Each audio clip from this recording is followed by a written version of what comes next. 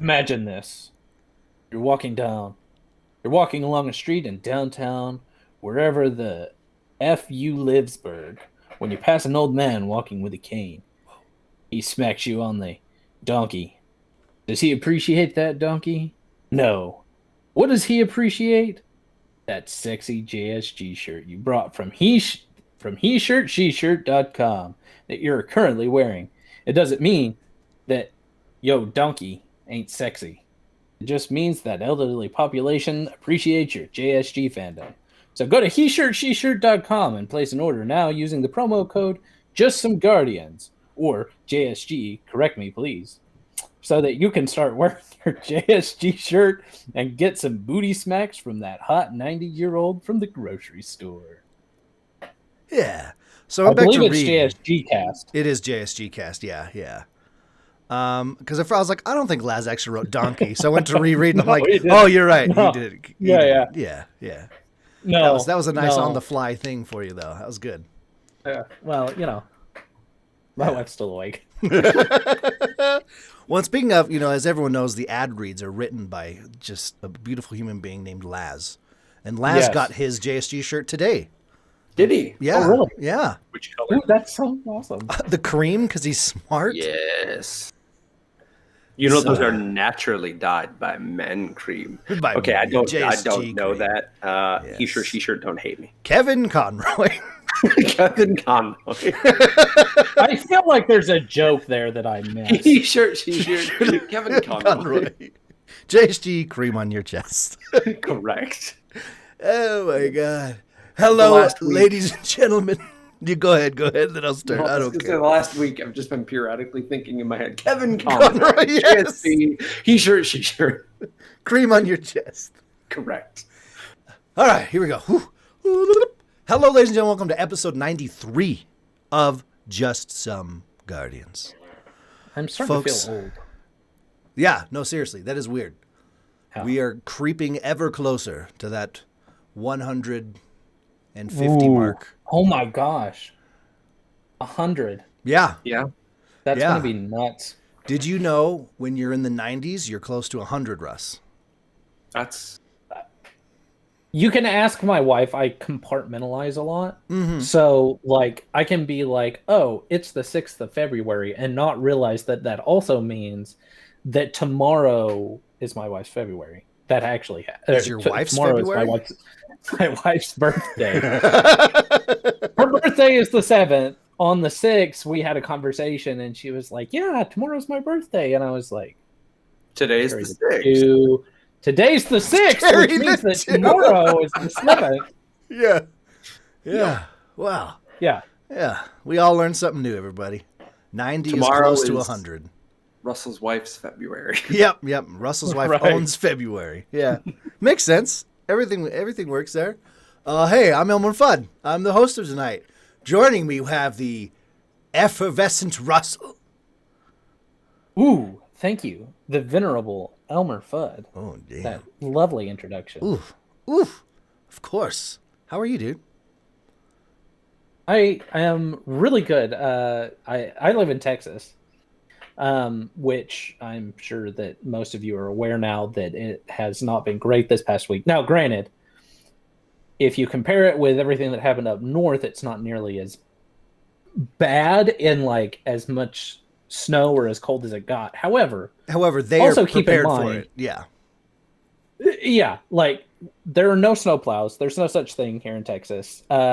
We were lucky we had salt and gravel. Most of the emergency, the people that were out there to get people out of the snow, they were then themselves getting stuck. Oh, yeah, I believe Because also keep in mind, it rained, it froze, and then it rained and froze again before it snowed on top of the ice. So it was, and then our power was out for a couple of days. Luckily, our water didn't go out. I feel really bad. Icicle, if anybody knows her, her water was out, which is it. Oof. Did your ours dog, was just half. Did your dog stay warm?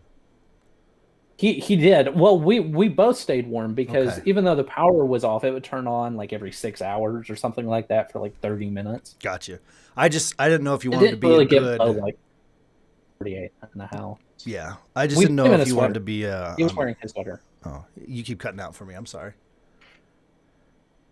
Oh, I said he was wearing his sweater. Oh, okay, cool. Yeah, I was trying to talk off of what you were saying, and then it kept cutting you back in, and I was like, wait, is he? It was cutting out. I'm sorry for that. I am never done. That's true. That's true. Okay. I also kept stopping and then starting talking again. That's true. So that's. It'd be really weird to like force my joke right now, so I'm gonna do it. Hey, Go so ahead. your dog, Yeah. right? Did you want to be a good dog owner in the cold and go to Cancun out of nowhere? You know, so you brought it up. I think it is so ridiculous that people are so pissed off that he went to Cancun. Because what's he gonna do? exactly, he is one person and he has no control over what's going on. Like the governor went to Cancun, I'd probably be like, "F you, man! What do you think you're doing?" I don't even think Ted Cruz really lives in Texas most of the time. So, I mean, he's a senator. Most senators live in Washington or spend most of their time in Washington. Yeah. So, what? Yeah, he went to Cancun with his family. Good for him. I don't care. Anyway, Yeah. Sorry, that's No, my that's- soapbox. No, absolutely. I just had the joke was there. I had to force it. It was a good one. I do love the meme where it's like, and then he left his poodle, and the poodle's just staring out the door. Yes. Oh, that was hilarious. The So- memes have been particularly funny. So it's not just us two. Fun fact, everybody. We also have the ever sensuous SANDBAGBOB. How are you, brother? Oh, you know, I'm doing pretty good. Doing pretty good. Yeah. Russell, the rain and the ice and the rain and the ice and the snow is an afternoon up here. That's fair. I feel for you though, because I'm learning by reading various postings from. I'm a very big Redditor. I like to lurk on like every subreddit there. I shouldn't say every, because there's some dark corners of Reddit. Very I was about dark to corners. say, oh, I'm in all of them. learning that, like, Brett, you're the Babadook of the dark corners of Reddit. Yeah. Well, you know.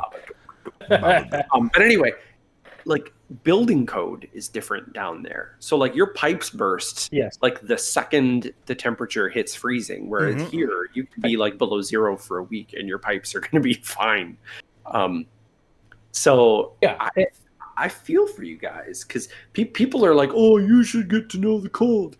It's not really normal for the Arctic polar vortex to reach Texas. Exactly. They're just they're built Like- different. Yeah. That's not normal. That's like a once in a dozen lifetimes. I don't think I've ever heard of anything like Oh that.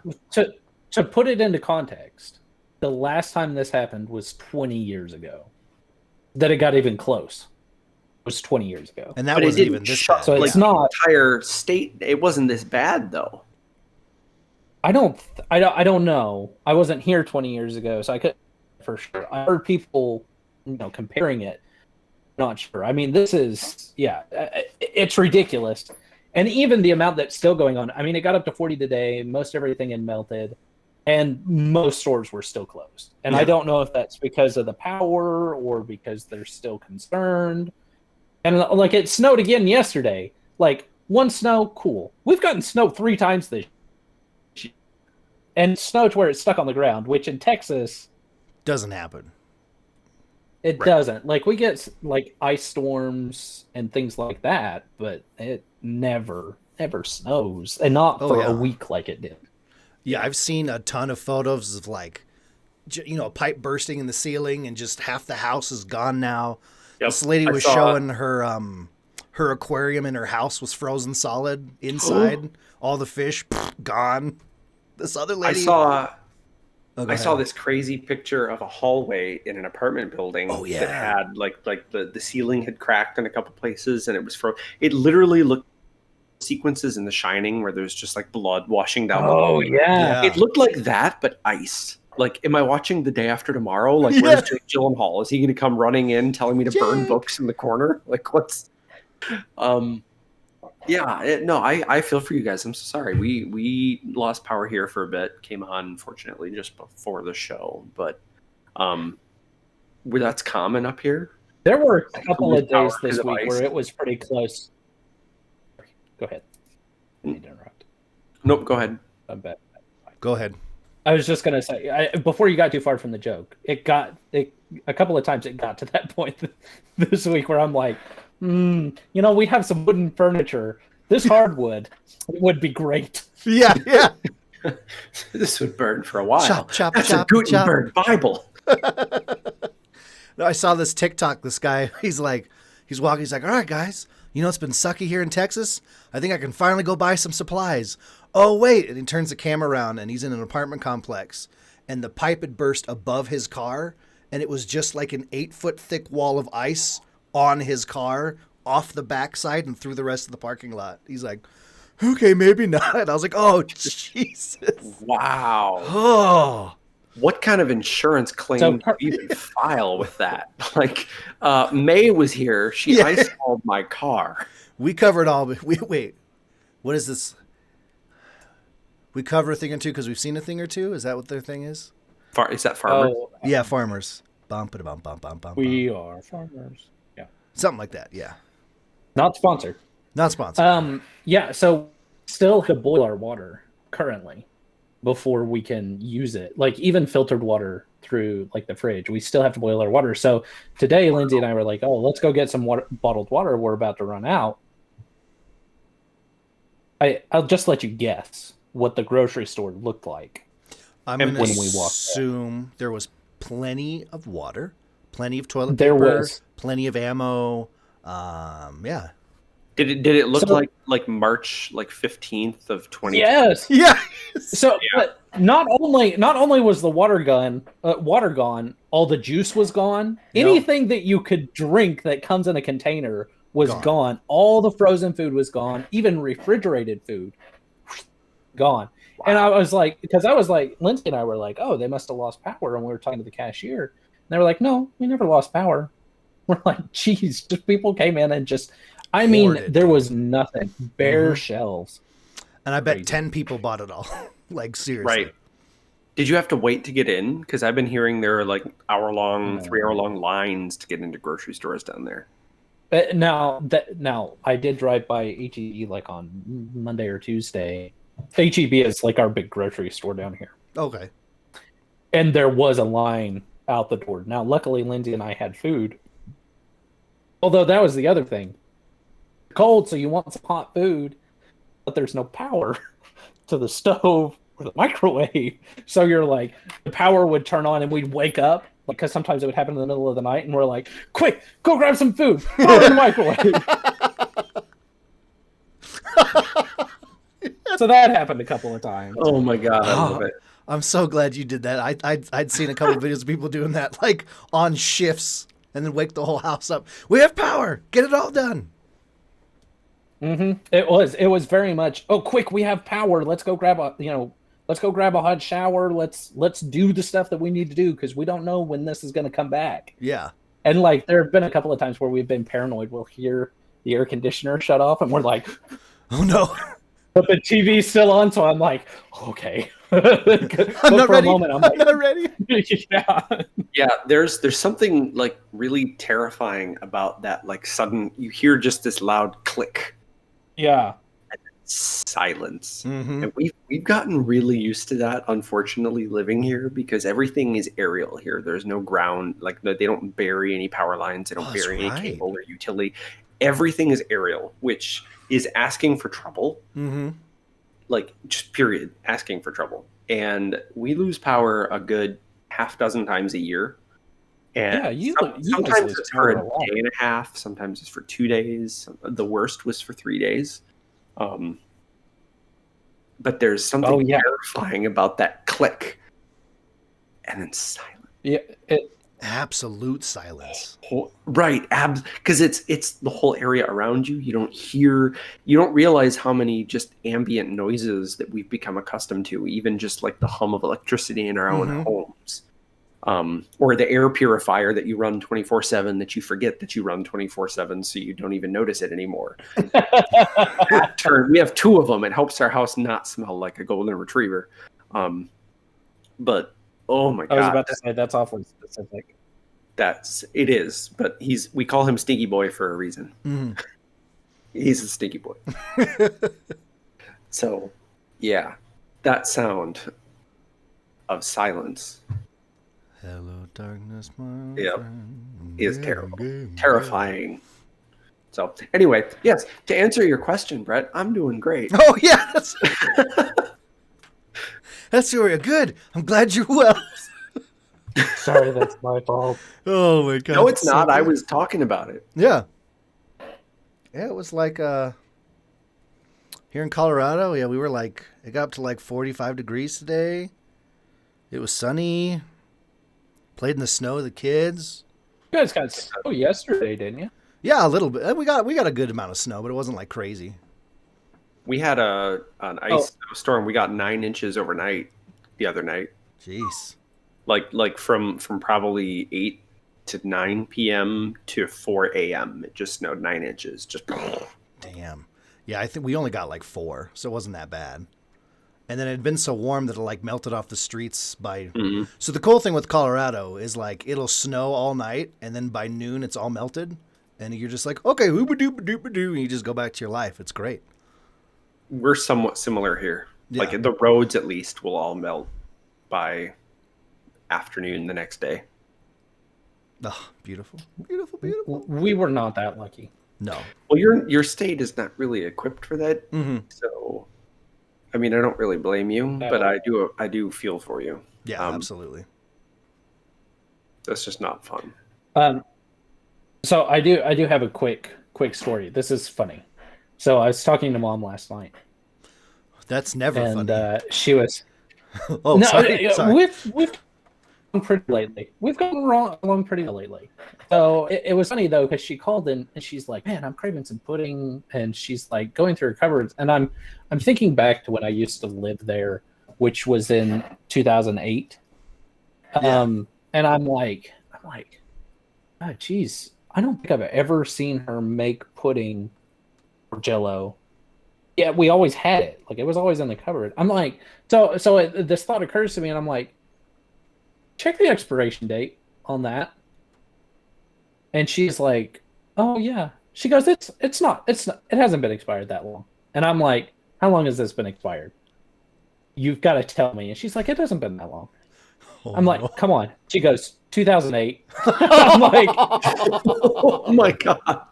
I was like, so I was right. It is the Jell-O that was there when I was in high school going, oh, Jell-O. Like, but nobody ever ate it. And then she's like, yeah, I have some that expired in 2008, some that expired in 2012, some that expired in 2015.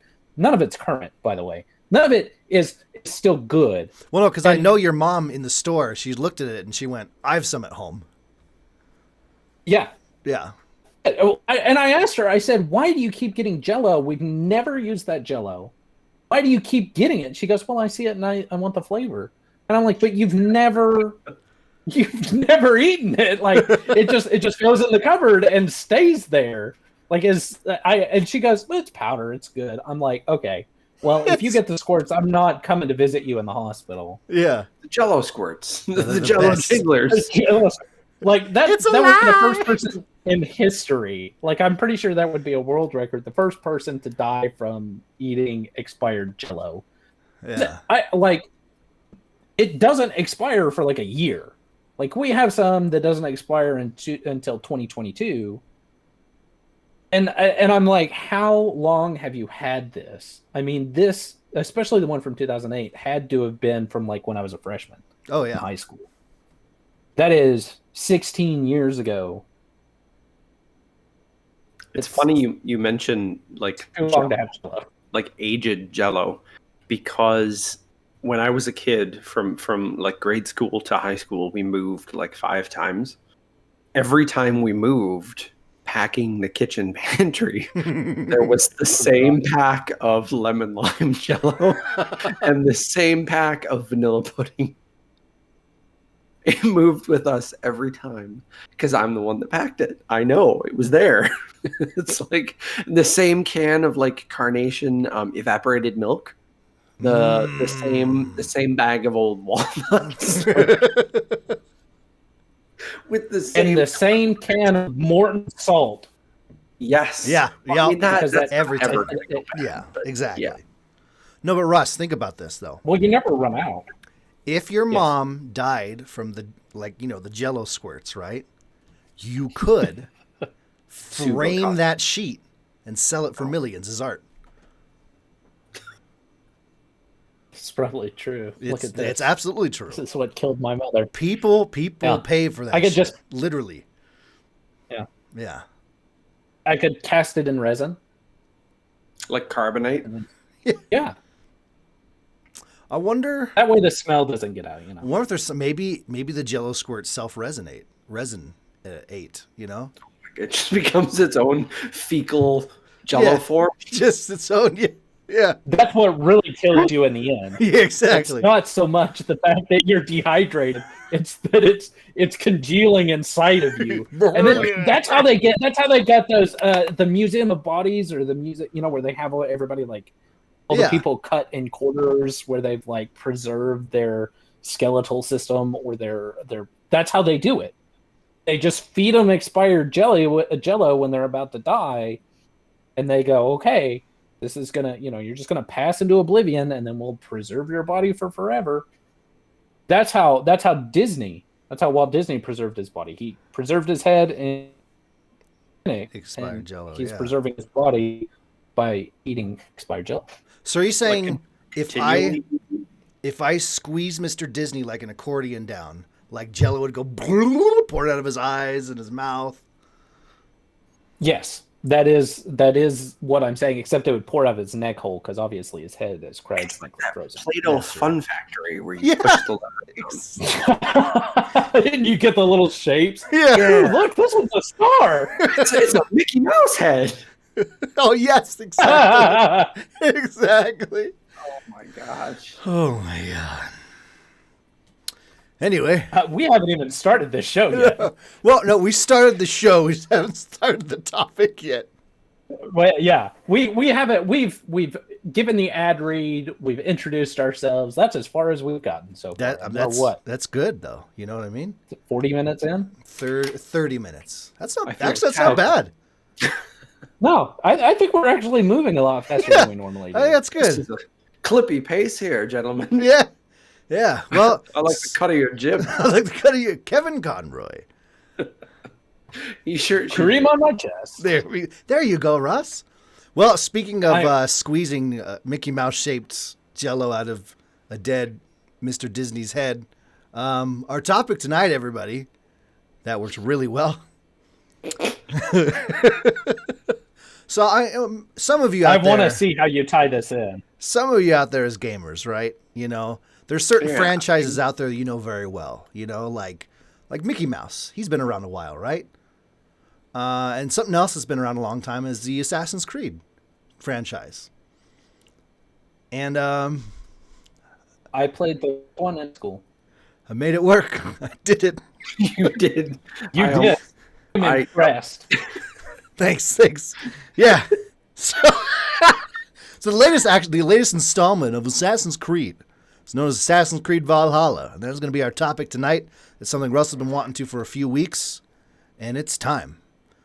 I've been meaning to play it more. I'd updated it and was going to play it today, and then this is the first time I've been at my computer all day, and I'm like, damn it. It was even open right here from when I updated it and turned it on this morning, and then never happened. Made me What's sad. your ankle doing? Your foot? My ankle's doing great, man. Yeah, I had physical therapy You're back today. at work and everything. Yeah, I'm at 6 hours now. So that was really good. It was nice. I was able to come in and like case my route and then do most of it, which is really nice. That's good. But yeah, so I go in on Monday And that's when I should be back to full time. Because I argued with the doctor this last time I was in there. Because they're like, all right, you've been on 4 hours? I'm like, yes. Put me full time. Nope, we have to give it time. Is this I'm like, the same- no. Put me full time. I want to work. We have to do it in small increments. I'm like, she's like, okay, what's a full? It was a different doctor. No, the old guy already retired. Thank God. Okay. And she's like, what's your? I'm like 8 hours, 8 to 9 hours, somewhere in there. She goes, well, I'd really like to keep you at 4 again. I'm like, I will cut off my own foot if you keep me at 4. And she's like, how about we meet in the middle, 6? I'm like, nope. We went back and forth for like 20 minutes. And then she just wrote the note and left. And I was like, you bitch. So I was so mad. I'm like, I'm ready to work. Put me back in, coach. I want to play. But yeah. That's exactly the song I was thinking of. Put me in, coach. Doo-boo-boo. I'm ready to play today. But yeah, so that was good though. And then I had physical therapy today with a new lady, and she did not mess around, man. I got my ass kicked this morning.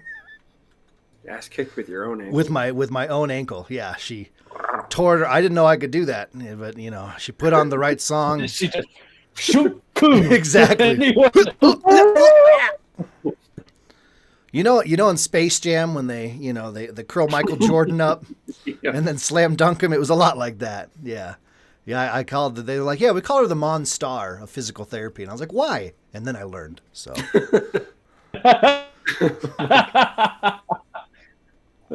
thanks. Great. Thanks. Well done. Oh, yeah, no, it's going good. So yeah, Assassin's Creed Valhalla is a game, everybody. Okay, so I have to say, Yeah, sorry. I wanted to get... Yeah. No, you're good. You care about me. That's tender. like your ankle was. Yeah, very much so. Yeah. Yes. Yeah, that was good. Assassin's Creed Valhalla, I haven't played it. Okay, let me preface. I played the shit out of it for like the first 3 weeks. Mm-hmm. And then I got my PS5. And I haven't touched it since then. Which is unfortunate because they had a PS5 upgrade that came for free. And it looks better, sounds better, plays better. Haven't touched it since then. Part of me feels like I'm waiting till I finish the show Vikings before I start playing it again. I could hear that. Russ, you and I talked about this a little bit. Like I got Valhalla, and I was playing it, and then Jake and I discovered the show Vikings, and we binged like the first 4 or 5 seasons over the course of a couple weeks. And I have to tell you, if you haven't touched Valhalla, or if you are playing Valhalla, and you haven't watched Vikings, you have got to check out Vikings. It will perfectly supplement your enjoyment of the game Assassin's Creed Valhalla. Vikings are a big really thing right does. now, and it makes me happy. Yeah. Well, they're awesome. Yeah, they're incredible. But it's a thing that like has been lightly touched on over the years, and it's like there's like a bunch of Viking shows, right? There's Assassin's Creed Valhalla came out.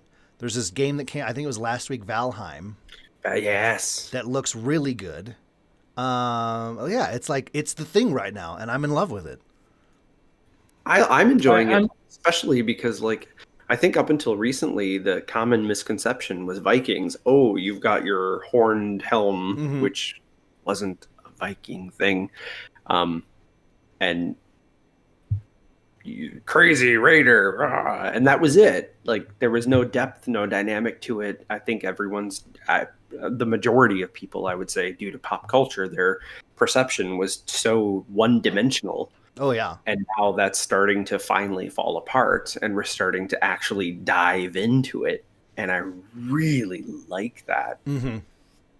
Yeah, I've always been a huge fan of that. Well, they have a really cool mythology. Yeah, exactly. No, you're fine, Yeah. dude. Oh, hell yeah. But their culture, like I'm a huge history guy, and I've like I'm not insanely deep, but like for me, deep dove into their history, culture, everything. So like the whole time I'm playing, I'm like, oh, there's and oh they're doing and oh the and it's just God to just live in that world.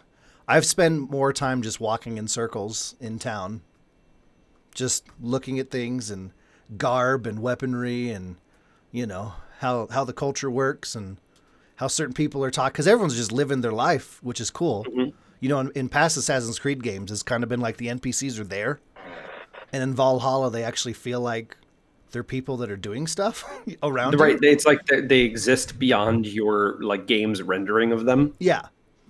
Which I explored Norway for 10 hours, and then I realized, oh, there's more than Norway. yeah. Like I was content with Norway. I was like, this is awesome. 10 hours, I think 10 hours, 34 minutes is when I finally went back to the village and queued the sequence or triggered the sequence that actually takes you out of Norway. And I was like, yeah, it was like that moment in Dragon Age Inquisition where you get the title screen like 7 hours into the game. Oh, yeah, yeah. You're like, wait, what? Mhm. Wait a second, what? Like that was the intro? It was that. Like you get the whole Assassin's Creed Valhalla title screen finally. And I'm like, oh, okay. This is what this is about. This is cool. Not Russell. Well, and Go that's for it. something that they've been doing for a while. Because they started, when you look back at Assassin's Creed 3, you even started as a different character. And you're like, oh, this is going to be the whole game. And then 6 hours in, you're like, the game hasn't even started yet? What the heck? You know, and so that it does that a lot to begin with. Because you're in Norway, and Norway itself is like the size of most of the previous Assassin's Creed games.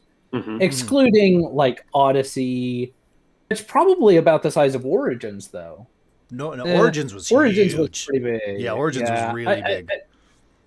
But Norway's really big too. Yeah. Like Definitely it's like huge. Assassin's Creed Now, 2, all like definitely that size. Mhm. yeah, I agree with that. And a lot of it's water, but a lot of it's kind of open space mountains that you can just be like, all right, here, go explore. Mhm. You know, and Find a legendary moose that's going to just totally destroy you. Yeah. Elk, Right. Oh, moose, look, elk. something I can shoot. I wish I hadn't done that now. 3 hours dude, later. so there's this one guy, and I'm sure all of you encountered him, and it's not spoilers because it's early on. Because if you're fully exploring, because I'm one of those people, I like to 100% do it, and then I like to get into the story. But I think we should talk about this a little bit later. But I really like the pace that they set with this Yes. one. I like it a lot more than the other ones. But anyway, so there is, you come across this guy that was like a friend of Ragnarok. And I forget what his name was, Skull or something like that. He had some kind of epithet. Scoliosis or something, yeah. Yep. He definitely gives you scoliosis once he gets done handing your butt to you. Yeah. Like he's just so strong for like the first part of the game where you're like, I don't know how I'm gonna beat this guy. Like finally I beat him. I equipped like the mace so that I would just like when finally there was a pause, I would just start swinging it and it would stun him enough to where I could get a good. Oh, jeez. You could do that to him. Yeah. For our audio listeners, Russell just smacked himself in the back of the head.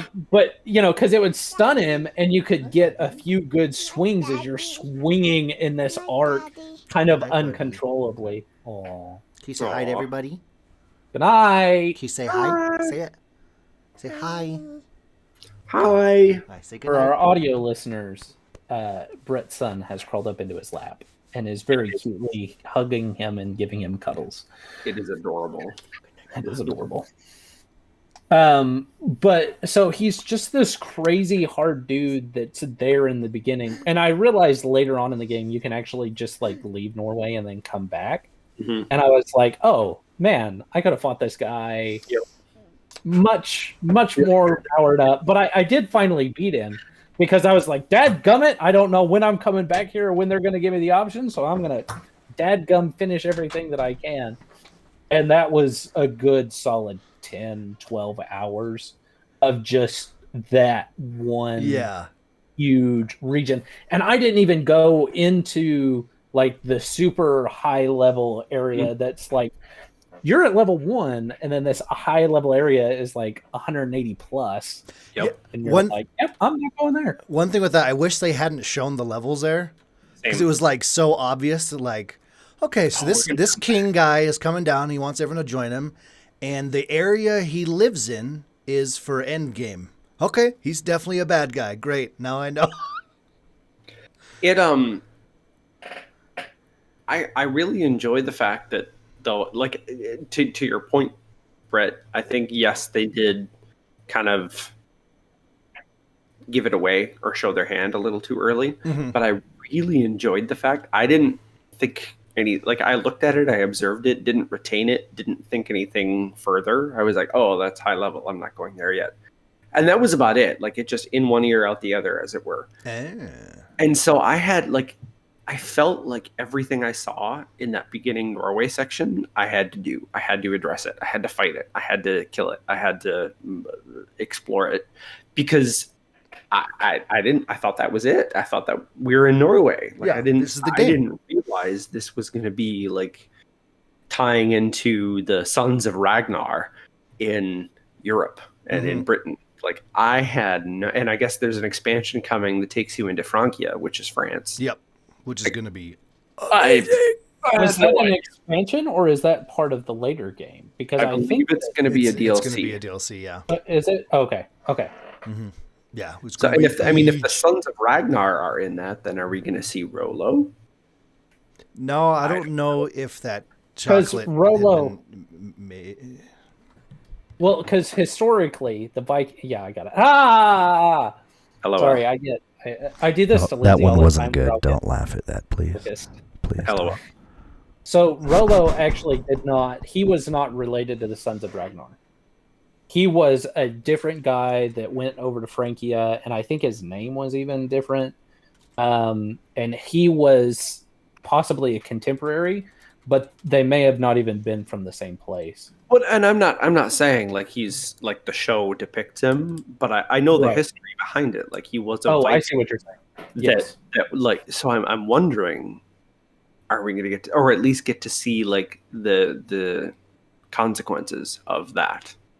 I'm sure we will. I mean, because that happens shortly before or around that same time period. Right. So I'm sure as we go into Francia, like, there's gonna be the siege of Francia, and because in the show Vikings they have it all during the time of Ragnar, but it's kind of gray. It didn't necessarily happen at that time with those people, so we may get a different look, and I think it'd be interesting to go and do the siege and then encounter some of those people, right? Yeah. So a couple of things I think to kind of categorize how to talk about this. Let's start with some different mechanics they've added in and how much we've enjoyed those. I'm going to start with one that we're probably going to spend the most time on, obviously, which is the longboat. And then how much time you spend on the water and everything involved with that, which is incredible. So you have your ship, right? And you have your boarding crew, like your raid party is all on there, and that's how you travel the whole map. I mean, you can get on like a horse and do some roadways and stuff, but like the majority of the map is waterways and canals and and in huge parts of the sea. And so like just the traveling part, having like people can tell stories, or you have everyone singing, just the visual mechanics of how the representation of how the boat worked, which like I nerded out and had Lisa watch me go under a bridge 700 times. That was so cool. I was like, they did it. Yeah. Well, and Assassin's Creed, they're so like, I didn't know that was a thing, but Assassin's Creed, they're usually within the confines of a fictional story. Yeah. They're pretty historically accurate. Very much so. They go into some deep dives of like the architecture and things like that. And so that wasn't even like, I didn't even think of that being a thing where they would have, but they were raiders. Like that was kind of their, cause they didn't grow their own crops very well. Like that was one of the main regions, the reasons that this region they raided so often was because they couldn't grow crops to save their lives, or not enough to feed literally to save their lives. Yeah. And so they would go and raid other people, and that's they would get silver, but they would also get food. Like, here, this is ours now. And so that makes so much sense. You want a fast, light ship that can go up because that was the roadways. That was the highway. Yeah, right? Exactly. To get places, and then you would be able to get in and get out faster than anybody could catch you because the Vikings had that ship technology, and that's why they were so dangerous. Exactly. Super cool. Fun fact, it was actually a shipbuilder named Floki that is credited to having built the first Viking longships that were capable of both like traveling across the sea and also going upriver. Yeah. Because no one else really had. That's what made them so flippin' dangerous. Yeah. Because the thing is, same crew, same ship, same everything, going across the sea, sailing up your river, right up to your frickin' keep, raiding everything. Yeah. Exactly. Well, the thing that's cool with those boats is the longship and stuff is like when you really, and they did a great job showing it in the game, is you can tell that they were people that they use it, right, and go, that didn't work very well. How can I make it work? And just adjusted it exactly how they wanted it to work. Because you got your boat going, and there's just a nice slot. Everyone's shield hangs off the side. So if incoming fire happens, it's not hitting the hull of the boat, for one. And two, they can easily just go, oh, all right, grab and go. Or like hook on and get back inside. Everything's in a spot that's easy to grab, easy to maneuver. Everyone has their job in place. It's just like, it's such a beautiful design.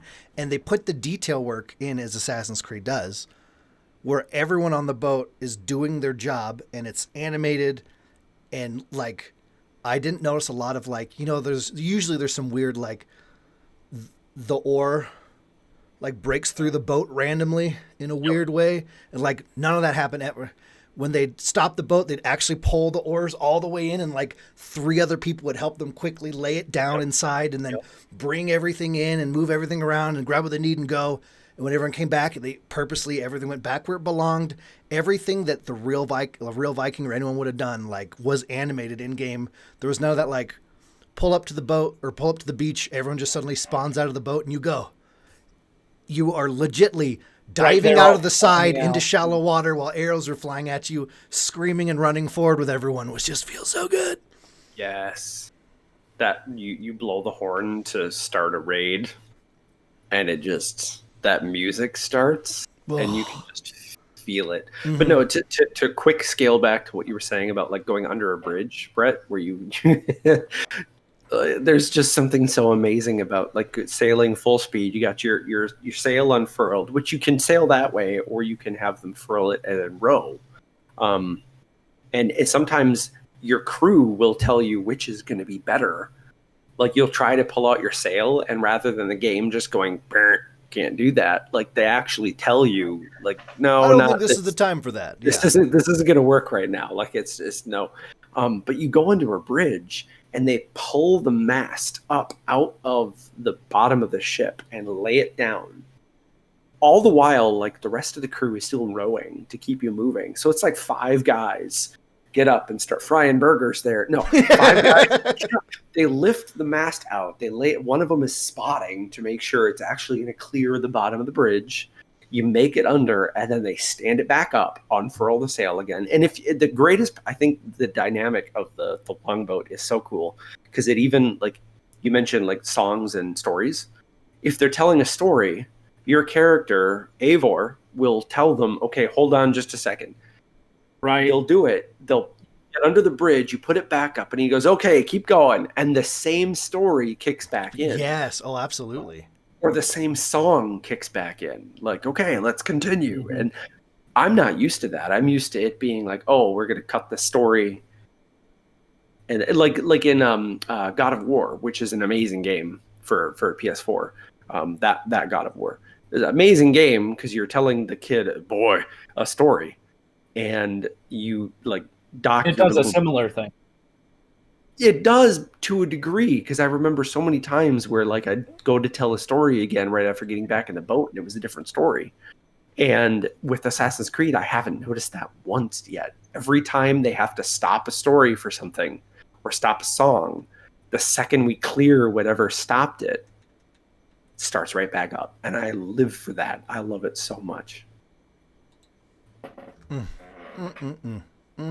the mechanics, the attention to detail is what it really comes down to, because they do, you know, they're moving their oars, and because of the upgrade to the PS5, you've got the ray tracing, so you can see the reflections, you can see the ripples from the oars hitting the water.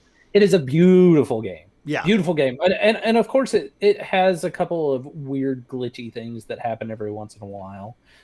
It's Ubisoft, and it's a big game. Yeah, it's got a lot of stuff going on, and that's so the attention to detail, because going back, and even as you're walking through the villages, you brought this up earlier, where the NPCs, they feel as if they have these lives going on, because you do, and you'll be walking through London, and they have a vaguely different accent. They live a little bit differently. The architecture, the world building, it all looks different and feels different depending on where you're at. Like London is very different than Wessex, or you know, even Raven. What do they call it? Ravenest, or Raven Simone.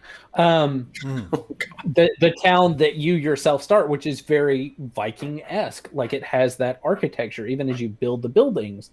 And then they're also rugged, because they're using what they can from the area. Like even once you've built it and upgraded it, it still looks like it would fit in that time period. And I love like these little quests that you have to go and talk to people to find out. It reminds me of Red Dead, which I think that this is something that Red Dead Redemption 2 captured very well, is these kind of live-in events that you come across that aren't just like, you don't have something that's pointing you in the map, but it's as you talk to people. Like there was one, I went to go and try and get a tattoo, or change the tattoos, because I was looking at the new ones that I had gotten, and like there's nobody there, and I'm like, what the crap happened? And so I'm like, where'd he go? Like, did he just walk away? Because, you know, sometimes that happens, or maybe a glitch. But as I'm walking around, I find out that somebody died, and that's where this person was. And then there's like, you have to talk to somebody and convince them to take over the shop while this person is away, and get them to do it. And it's like, and it makes you feel like that's pivotal, because I like being able to change my tattoos. Yeah. And the conversation feels like it could have gone, like, I don't know, because the person ended up doing what I wanted them to do, but it felt like it could have gone in a way that I was like, I would have lost my tattoo artist. Yeah. Oh yeah. You know? Which is super, super cool. Yeah, well, and something with that actually, that'll bring us into another mechanic real quick, is just, you know, like you said, having your, you know, the town that you're supposed to be building up, you know. But I'm going to jump ahead a little bit, because it goes hand in hand with what you were talking about, is how, like, there's story arcs with just the NPCs that own shops in your town, which I didn't think was, like, having the town to upgrade, like, awesome idea for just out of nowhere, you know, on top of itself. And then the fact that, like I'll go to, you know, my hunting lodge, and she's like, hey, my brother's missing. Can you help me? Yes. And you're like, okay, yeah, sure. This will be like a weird side quest. And it's like a very intricate story you end up going through. There's a cut scene and like a whole bunch of mechanics going on, and you wind up over on this side of the map and over here. And then like, you know, they're so thankful. And every time you talk to her, she's got more stuff, and that opens up other stories to find more things. And like, the guy that makes bread used to be some crazy badass dude that murdered a bunch of people, and he's like runs into someone in that life, and you have to help with that. And like, there's all these like really cool story arcs from just the NPCs that own the shops in your town. And I'm like, this is so cool. They nailed, I think, the idea of a side quest. Yeah, because it's not really. I wouldn't even call it a side quest. I would almost call it like just a world building quest. I like that. That's a good term. Mm-hmm. Yeah, absolutely. It just builds your world even more. Russell, you were going to say something. Well, and I like that I like that term that you gave, this world building quest, because I feel like in this game in particular, they really, they honed it down, because I remember reading something where they spent half of the budget that they normally do on the Assassin's Creed games on the side quest, and really just focused on like the main quest line and stuff like that. Yeah. Like because actual side quests, there aren't really any. I mean, there are a few like different things that you find in the environment. There's some cool trippy ones where you like trip out on mushrooms and you're but it's very in vain with the Vikings because they use hallucinogenics a lot in their to get visions, to know, and that's what's happening. Like every time he eats the mushrooms, he goes into this hallucinogenic state, and then there are potions. Like at a certain point, you go to Asgard, which is freaking awesome. Like you're playing as Odin, and that's bonkers. Yeah, we'll get to that. Like we will get to that. So the side quests, and I like Nick, I prefer that term, that world building quest, because that's what they did. They kind of did away with these side quests. The side quests that you don't really care about. Mm-hmm. They focused a lot on story, and everything is driven towards this world building.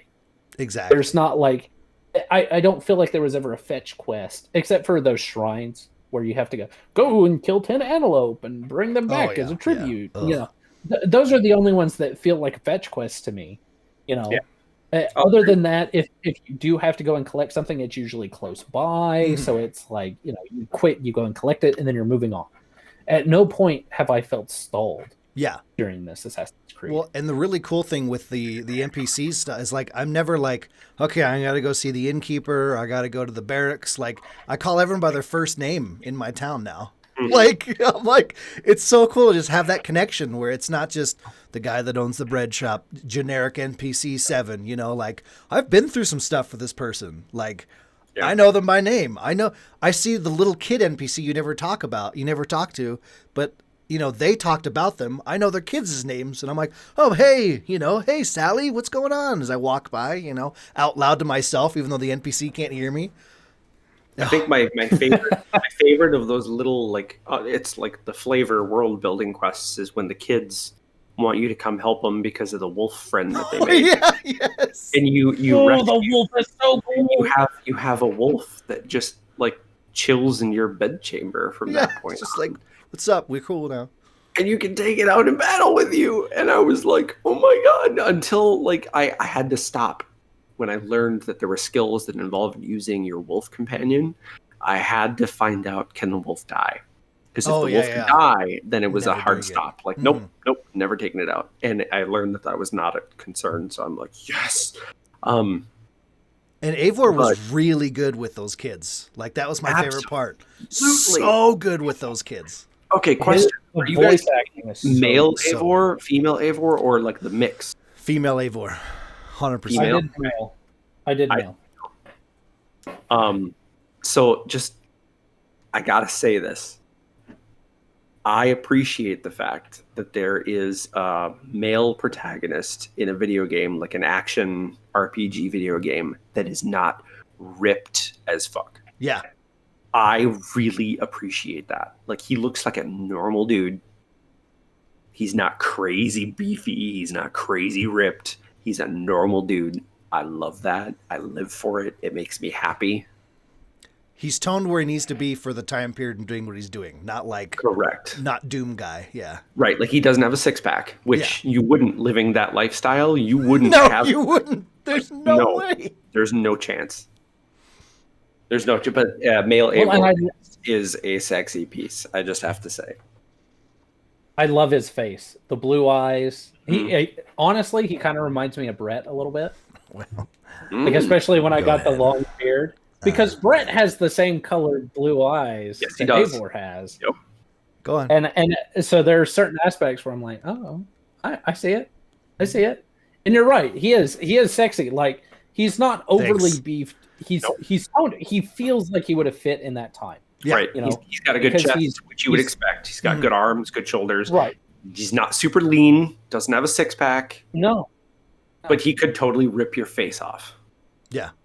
And female Eivor is just absolutely badass in every way imaginable. I know nothing about her. Do tell. Oh, go. What's they do? Because I want to go back and play as the male one too, just kind of see the differences. But as far as I can tell, it's mostly just because in that society, it really wasn't that different. So No. like, there's some games you play as a female, and it's written, it's written to treat you different and everything. But like, everyone was equal. So like, there's really not a big difference until you start talking to some of the like, the locals of Britannia and stuff. Some of those local king guys are like, what are you doing talking to me? So that fits in, and that's a little different. But I got to look up the voice actress. I remembered her before the show and I forgot.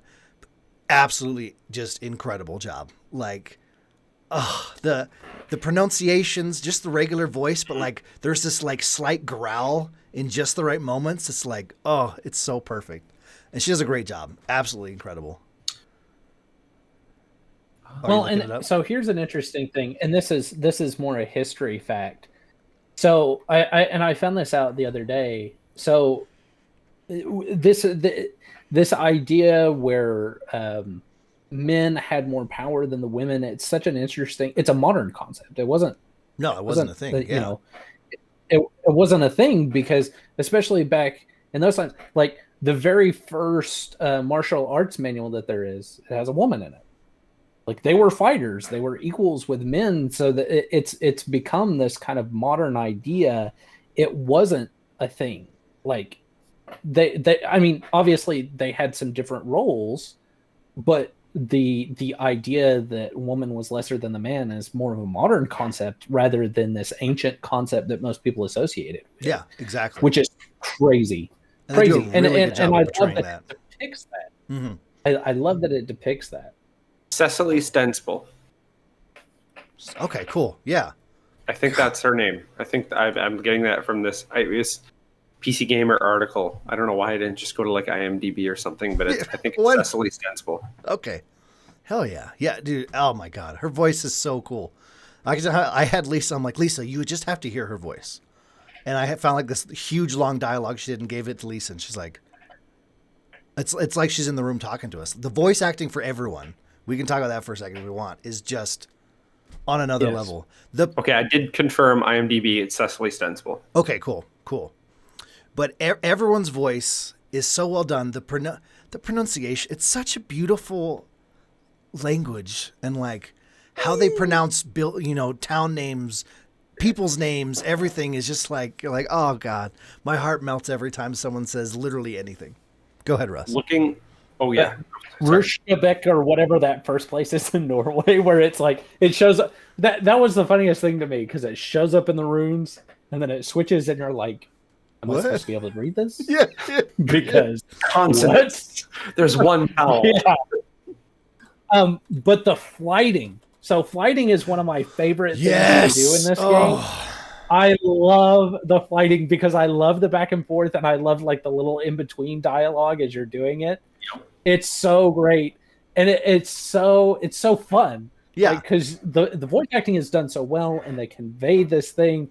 But then you're getting into this swagger rap battle as a Viking. This old Viking. Which is so freaking cool. Literal epic rap battle of history. I can only speak to the male Eivor's voice actor here, but like the to what you're saying, Russ, the joy in what they're doing, like you can just feel that. Oh yeah, he's just happy. Like this is fun. Like I want to keep going, and I might be lucking out with the choices. I haven't lost a flight, but I might be lucking out with the choices that like make him sound super excited. But if that's the case, like it's selling it. Like oh my gosh. Well, that's the thing is like I feel like there's and not to toot our own horns here, boop boop, but we're pretty creative individuals. So yeah, I haven't been in a flighting situation in the game yet that I was like, I don't know if I got this. What should I choose? Like it's, I don't know. It's just naturally obvious to me. Well, at first, here you go. Yeah, I didn't quite understand how it went. Some of us are like I didn't lose, but there were some better choices that I could have made because there were a couple of times where I didn't quite get the beat. Mm-hmm. Where it has to carry on the beat. I was looking for the rhyming words, and plus then I got stressed out by the timer. Yeah, it was like the first time that I did it. Where I was like stressed out by the timer, and I'm like, man, that thing's ticking down fast. I don't even think I have time to read all these. Yeah. Yeah, And then I you're will like, say okay. the temptation to stick with the rhyme rather than the cadence. I Yes. struggle All with the that time. sometimes. Like, because 9 times out of 10, you want to go for the cadence instead of the rhyme. But the rhyme is what's more attractive. Instantly, like looking at it, like, oh yeah, Right. that's clever. But wait, this one's even more clever. Who does the voice for Seaguard? I don't know. 'Cause- They do have a ton of Nordic voice actors, though. Because that guy ton. is incredible. Like, standout performance for me so far in the entire game has been Seaguard. Like, Seaguard's. I love that voice work. I got to figure that out. Well, and I love like I might the have it still up. relationships that you build with what's her name? Oh my god. Gudmundur The lady. Thorvaldsson. Gudmundur Thorvaldsson. Yeah, I just saw that. I was like, that's the perfect name for this guy. No, they have a ton of Nordic voice actors. And Russell, I interrupted you. I apologize. Oh no, that's okay. I was just saying I really like the relationship that you can build with like some of the romantic interests. Yeah. Like even there was like there's one guy at a wedding that you run into and he like does this kind of approach to you where you're speaking in innuendos and you can like be like yeah. Well, or they're talking about spears and swords. And so like I flirted with him a little bit, but then I was like as the character, I was interested in this other person. So I was like, I already committed to this other relationship. And it was funny because I turned him down and he's like, oh, yeah, I think I hear my brother calling me. And he like walks away. And it's so funny. Did you guys find, so there's this little side quest. So there's a lot of, speaking to earlier with the side quests the world building quests. There's little blips on the map where you run into someone that needs you to do something. And even those are all very interesting. You know, like the crazy cat lady with the rats in the field, all that stuff. Did you find the wallop guy? Yeah. But so my favorite one I found so Walter. far was, I'm rowing in my boat, right? I just finished a raid. I'm working my way back around to the town. And I'm like, oh, there's a blip over here. I'll go clear it. And so I walk up and it's this guy, and he's, always got this big pot full of something going on. He's trying to cook stuff, and he's like, I'm trying to figure out how to make this sauce. Yeah. And he's like, I feel like I need to add, and he gives you this whole list of things you run around, and you get these and you bring them back and whatnot. And he's like, it's just missing certain things. And he's like, I think I'm gonna go to this other place, to find ingredients. He's like, and also Worcestershire. Yeah. Also, I don't think Leicestershire sauce sounds good. I'm going to go over to this Worcestershire place and finish working on this. And I was like, oh, come on. You got to be kidding me. Like, that was and such then he even a makes fun a moment. crack about that being the worst name for a sauce Yes. ever. I was like, that was so good. The very next day, I had to go to the store to get Worcestershire sauce. Yes. To make the meatloaf recipe. And I'm like, are you kidding me? Are you kidding me? Have you guys run into like the little girl yet that's waiting on her dad? Oh, yes. Unfortunately. Oh, with the tree. Yeah, There's the with the one tree. leaf on, and he promised he would come before the last leaf falls, and she just stands there. And you can just leave her just standing there staring at the leaf because she can't tear herself away from it. What did you it's do? So sad. Yeah, what did you do, Russell? I hit the tree and knocked the leaf down. Yeah. Yeah, my And then I went and gave her the leaf because I didn't want her to starve to death or die because she sat there waiting. I did the same thing. Same, yeah. Rip the leaf off and you're like, all right, you're free to go now, the girl. Be gone. Yeah. Live your life as you see fit. And then there's the one of my go. No, after you, Russell. Okay. Let's do One this of my live. favorites is you walk into this long house and there's a throne and it's got all these arrows sticking into it. Yeah. And they're like, this is a holy relic.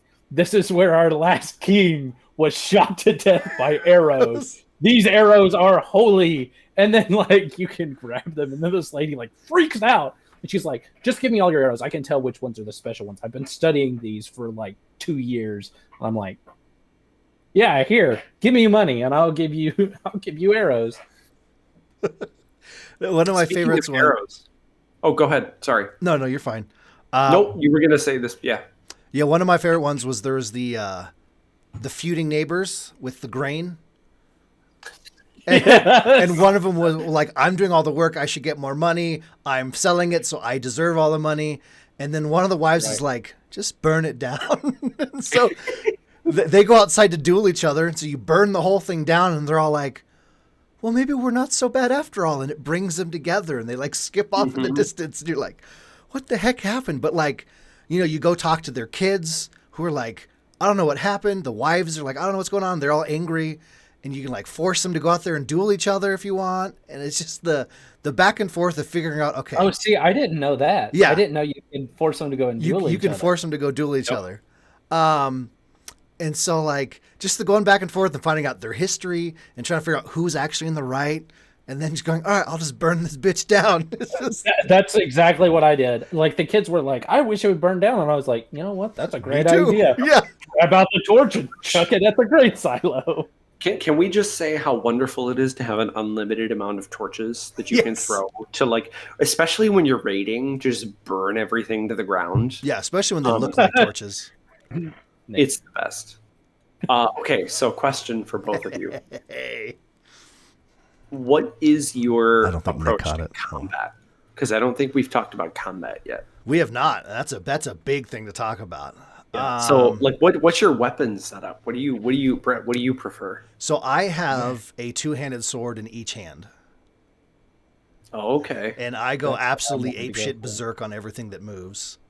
Gotcha. And I've really, so I've got the two-handed sword in each hand, and then I've gone through the skill tree to get as many of those adrenaline bars as I possibly can. That's what immediately I've gone for. So I can just jump into a big group of people, do a bunch of special moves, and just whirlwind my way through everything else that's alive, and then walk away with one sword on my shoulder going, I'm the fucking best.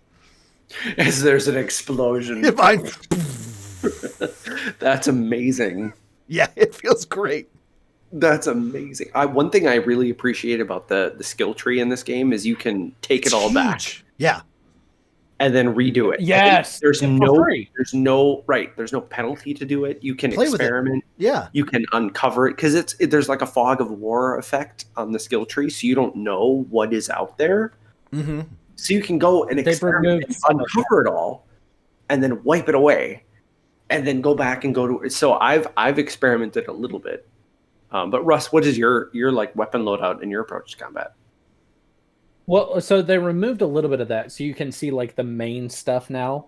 So instead of the whole thing being in fog, you can see. So you can choose which branch you kind of want to go towards to get specific, like the big ticket things, like being able to hold heavy weapons in both hands. Gotcha. You know, you can see where you're going, so you can kind of plan out a little bit. Everything else is fogged out, but you do get those big things. I've kind of gravitated, but I've done a lot of the duels, like the zealots. Oh yeah. And I was doing like the three sister quest. You know which one I'm talking about? Where you got the three stupid mother. Say it. Say it. Say it. They say it, Russell. Do it. So I've gravitated towards the great sword and then the shield because I got where I can carry 2 heavy weapons. So I've got a big great sword and the shield. Now, I'll be honest, because this is I've had a hard time not buying like the extra like cosmetic stuff for this game. It's really cool. Because it's really freaking cool. Like there's a Lord of the Rings one. Have you guys seen that one? I have. It's the Gothic armor set. It looks like the Sauron's kind of armor. Google. Now it's not exactly, and then but even it like it does. And then there's one I forget what it's a Norse like the Norse it's the guy who kind of brings about Ragnarok, Suter or Satyr something. Surtur, I think. Maybe that sounds right. His armor, which is like it's got like these huge horns and like this red fiery crown. Well, his came with like this shield and this great sword. And I've been using that because you light it on fire and then you regain health. So it's been great in the dueling situations. Oh, yeah. Because typically you can only have a shield and then like a short sword. But I have the great sword because I can have 2 heavy things in both hands. And like it's been a lot of fun because it's very, you get the shield up to get a good block in. It just feels good. Like, we've got to talk about the combat and how good it feels. Oh, but, yeah. And then coming in with this sword, get a couple of hits in, and that's how I've been trying to take out the zealots. Is just, because they, or a lot of the ones that I've run into, they have a great sword and a big shield or like a too. big spear or something. Yeah. Oh, the ones with the shield and the sword, because they turtle up so well all the time. And then you get too far away and they start throwing bombs at you. So I got the ability that's like you can catch stuff out of the air and throw it back. Okay, Link. So if I'm getting low on health, I'll kind of back up and let them throw a couple of things at me, because then I just grab it out of the air and chuck it back. Screw those guys. The thing I love with the combat is, in the past, a lot of Assassin's Creed games have been all about finesse, and like strategically placing. All right, I'm blocking this and swinging in to go with this, And like with Valhalla, they even came out and said like they had to completely rebuild their combat from the ground up to make it more brutal. It's just, I was just going to use that word, just brutal. Force, just sheer brute strength force, and destroy everything around you. And you feel it. And one of my favorite things is like when you're doing like a boss fight or like a yellow bar guy, and there's the little white bar underneath them, and they have these like glowing yellow spots that are weak points. And if you can get to one of those, they like take a knee, and part of that goes. It gives you a couple hits. It feels like classic boss fights, and you're like, there just hasn't been games that do that classic boss fight feeling, and you're like, oh, I'm in it. Let's go, And when you get that just right, I had this witch fight that like you go up to the shrine and give stuff, and this witch pops up, right? And she disappears and reappears and everything. So, she's the worst one too. I hate her, where she like sends the clone out at you. Yeah. But I found her. Okay, she's very difficult. I died a lot, and then it forced me. Sucked. So, like I said, my whole thing has been use a special ability and then whirlwind with swords, but I've never had to learn how to do the proper like timing of the block because I've never used it until I fought her. Yeah. And so I sat down and I'm like, I'm going to learn how to parry in this game. And so like I had a save point before I walked up to her. So I walked away and got into as many fights as I could to just figure out the timing of parrying, and then went and fought her. And if you just parried the timing just right, I killed her in like 8 seconds. It was like, parry, bam, parry, bam. And it was just over and over and over until she was dead. And I was like, oh, okay, this is a pretty good skill to have in this game, I guess. So my weapons, I use the dual bearded axes. And so I had to learn to parry, like in order to like really fight, because you don't have much defense with that. No, definitely not. I made myself learn to parry really early on, because number one, it feels like your adrenaline gauge really quickly. Mm-hmm. And my bread and butter is the Valkyrie jump, where you leap into the air and smash down. That's the best one. So that, and then the throwing axe, where you just like whip axes everywhere. And so that with the dual bearded axes and the constant parrying, the second, okay, this is hilarious. The second someone is laying on the ground, I hold the offhand button and I just like hack at their corpse or hack at their body. Just like Mel Gibson in the when he's saving his kids from the caravan or whatever. Yes. Just like smash. I'm like, this is nuts. But I really love the adrenaline move.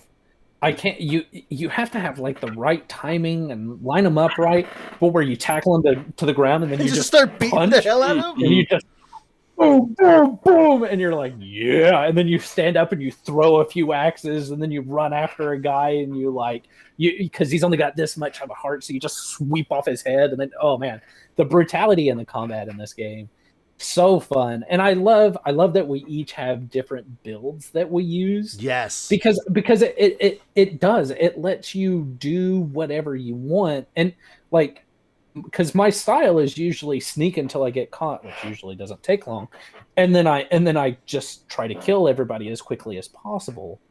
And it's so fun because either way you feel awesome. Yeah, you get some cool stealth kills, or you come up behind somebody, or you take out the kind of stronger person in the area with your assassin, because there's the other ability that you can get where you can kill somebody who's stronger than you with that little timing bar. Which I love the timing bar. Them. Ooh, and then you come up and you start swinging and you're throwing axes and you've got tons of adrenaline because you've been sneaking around for a minute. So it's just it's fun. The Hidden Blade. Can we talk about how badass it was that when Seaguard gives Eivor the Hidden Blade, they're like, why would I hide this? It's beautiful. Like, I'm going to put it right here on the top on my forearm where you can see it. Yeah. And there's they're no like sneaking about it. Yeah. There's I loved that. I think he said something, I want people to know their death is coming or something like that. That sounds right. Yeah. I feel like that's something along the lines of what he said when he put it on, and they're like, no, you put it, it's typically worn under your wrist, and he's like, I don't think so, foolish mortals. But yeah, it was something like and there was another line that was like fighting's art or something, and like, why would you hide your tools, or it was something like that. It was beautifully done. But like brutal at the same time. Like, no, like, thanks for this cool thing, but I'm doing it my way, thanks. You pull it out and there's no subtlety, there's no subterfuge, there's just wham, I have a blade on my wrist and I'm gonna kill you with it. You're dead. It's so well done. Yeah. Oh my. And especially in the raiding. So when you have your raiding party and you're in combat with you, which is, you've got a whole group of people fighting alongside you while you're fighting, a huge group of people, bells are in the distance, women and children are screaming and dying. And yeah, houses are on fire. Houses are on you fire. Can throw torches, and it just feels so good because, like, and you can plan out your attack. What it feels great. So good to rape and pillage. Dude, trust me. Wow. The music that kicks in when you're doing that, yeah, brother. Oh yeah. But you're talking about your plan of attack when you're hitting something, But like having that group with you to, like, if I see an elite mob, I know if I just use the adrenaline ability that you were talking about where you tackle and punch them. If I tackle and punch them, that gives my guys enough time to get up, which will then cause them to fight the other people around me, which I've made it instead of a 1v7, a 1v1. And then I stand up and do the throwing axe thing to, like, kill off some of the other guys near me, and then jump back around and use the the jump in the air Valkyrie strike on that same guy. And then his health's low enough that you just, like, kick his feet out, grab the spear from his own hand, and shove it through his chest into the ground and watch him slide slowly down. And you're like, all right, this is the game for me. But, like, you can plan out all that stuff with your party with you, which is so cool. The dynamics, I think, in the combat where even if you're just someone in your raiding party is attacking someone else. Yeah. Or they're being attacked by someone else and the enemy has low health. Like, you just run up, you use light attack. It's dynamically going to work in, like, this brutal execution. You come up and you chop them right in the spine, and then you come down and chop their head off. It takes into effect, like, you kick them in the nuts. Your position, your weapon, their opponents. Like, it just, oh my god, it's so much, yeah. Beautiful. When I dig during the raids, like, you're like, okay, I need to get this door open, and it takes, like, you call, and someone happens to be running by. It's like, oh, and they come over and help you break a door down, or open a gate, or lift something, or push the lid off a chest. Like, it's in the middle of everything happening. Everyone's working together to bring everyone together, and it doesn't feel like, sometimes I'll go to a door and it takes a little awkward amount of time for someone to walk up, or it's the same person every time, and I'm like, I don't think so. But for the most part, they do a pretty good job of, like, someone that happens to be walking by and your party comes and helps you. Well, and it's rare that it breaks immersion. Yeah, absolutely. You know what I mean? Like, the timing, the place that you can do the attacks. One of my favorite ones, sorry, while we're kind of speaking about this, is where you kick the guy in the nuts and his eyes actually cross and he goes, yeah. There is a zoomed up screenshot that I saw of this person who timed it perfectly where they kick the guy in the nuts and it zoomed in on him and his face was actually eyes crossed, mouth. Yeah. Oh god. So I only have had one instance where, when raiding, like, the raid mechanic, like, broke everything. So I was in a church and it was like in the main area of the church I can't think of the word, in the sanctuary. Yeah. And Sanctuary. it was, Oh yeah. there was a big chest up against the wall, and I called for help, and the NPC that it chose to help me was outside on the other side of the wall, and it just had them running against the wall, like they couldn't. I just sat there, and I'm like, okay. I Snapchatted it to a couple friends. I'm like, so this is how my day is going. And then, so I leave the chest, I go out, I run around, I find the NPC, and then I start like fighting someone, so that NPC gets distracted by fighting this enemy, and then I run back in, go back to the chest, try to open it again, call for help.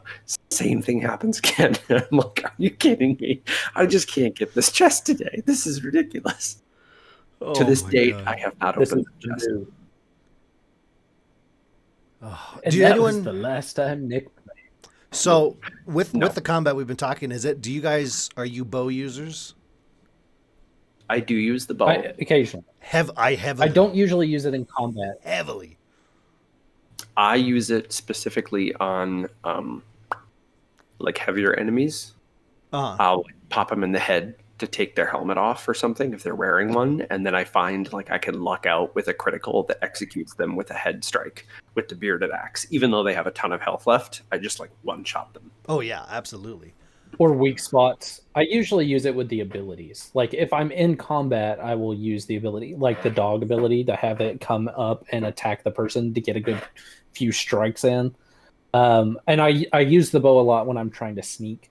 Okay, yeah. But in combat, because I usually use the hunter bow instead of like the quick shot bow. I love that the quick shot bow is my thing, man. I'll do all I that will stuff I said. fight Tackle. back, gentlemen. Okay, yeah, go for it, buddy. I'm so sorry. No, you're good. Use that tackle like I was saying, and then I'll just walk backwards as like a group of like, the regular enemies come running towards me. I'll just walk backwards with that light bow and just boom.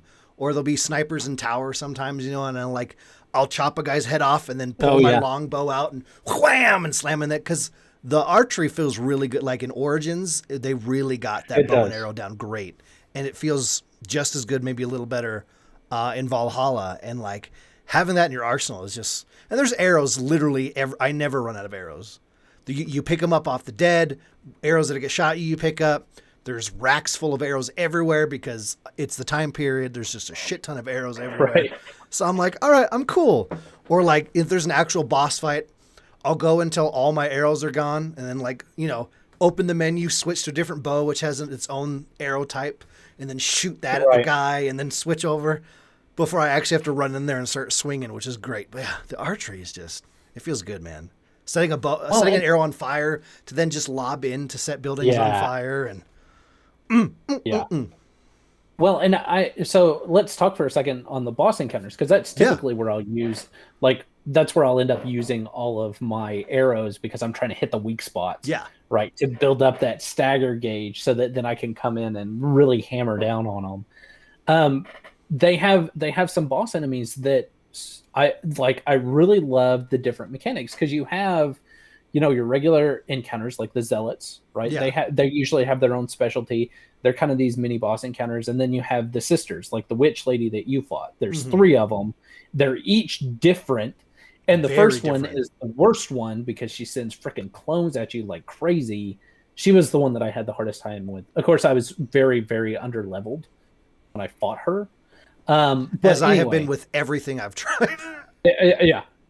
I'm just now getting to the point to where I'm over leveled for a lot of the different things, because I went around and I'm probably about 40 hours in, and I haven't gotten really. I think I've done like the first 3 areas. Yeah, and then that's it. Because you do everything. Yeah, right. And I love. We'll talk about this in a minute, but because we're talking about bosses, they have some really cool mechanics.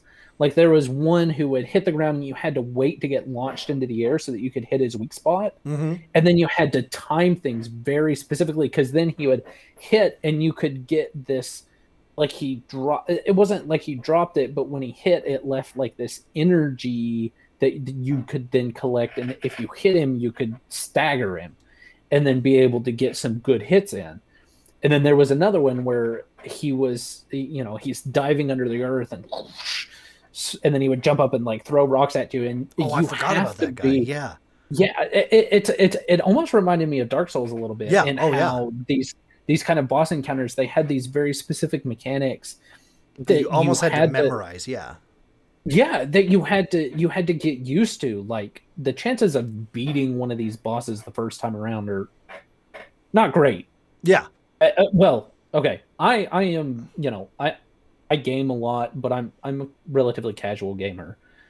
I had a hard time beating them the first time. Oh, same boat. Usually the first 5, 6, 10, 20 times. like there's a couple, like specifically the witch, that it was akin to you haven't played it, but God of War, when you're trying to fight like the Queen Valkyrie, and you have to be point perfect with every parry, every dodge. You have to memorize each wind up to know when to get out of the way, because I was so under leveled, she'd hit me like 2 or 3 times and I'm dead. And so you had to be perfect to know, okay, I'm going to dodge out of the way here. Now she's winding up. Okay, this is the perfect time to step in and do my parry. That's going to stun her for a minute, but I need to move forward so that I can get her in range to get the hit. And just that memorization of the moves. It's great. It's not as grueling as Dark Souls, because it usually saves right before you go in, so you can be like, okay, I'm going to try to get. There's a little room for error, whereas Dark Souls is like, you have to be perfect every time. Right. Right. Yeah. And yeah. So the boss, because there are bosses in this game, which, I mean, other than the Zealots, which have been in previous games, I don't know if we've actually had like boss encounters. There's usually, like, at the very end of the game, there's a boss encounter. Or like in Origins, there was the weekly like Egyptian the god gods, event. the Anubis challenges. But there wasn't a lot of like, and there's a lot of boss fights in this game. And in Odyssey, there were like the monsters that you could encounter, the Minotaur and the Cyclops. But this one, I mean, I feel like there's been a significant amount of boss encounters, like even just out there in the wild. The Zealots are a mini boss their own. They are not pushovers, and it doesn't matter really what level you are. They are not pushovers. They will wreck you. I do have a Zealot story for you. Okay. So in one of the first zones, there's I think it's the first one you make like a actual relationship with the people there that become your allies. There's the lady that like was in charge of the city, and then these guys came in and took it over, and you find out one of her main people were helping with it, right? And so there's a whole bunch of your troops sitting in the ruins across the bridge, right? And so one of the Zealots is in that kind of area, and I was like, I wonder. And so I kited the Zealot into those ruins, and then just like 30 dudes jumped up and helped me fight her, and I was like, let's go. it was a very easy fight. Awesome. Yeah. That is a really cool way. And I love it. So speaking of that mission, the fact that it doesn't tell you until you finished it, like your choices are so impactful. Yeah. Because if you choose the wrong person that's betraying her, like, she gets really mad at you. Oh yeah. And like it is somewhat willing to help, but pretty much is like, no, I'm you've ruined this for me, basically.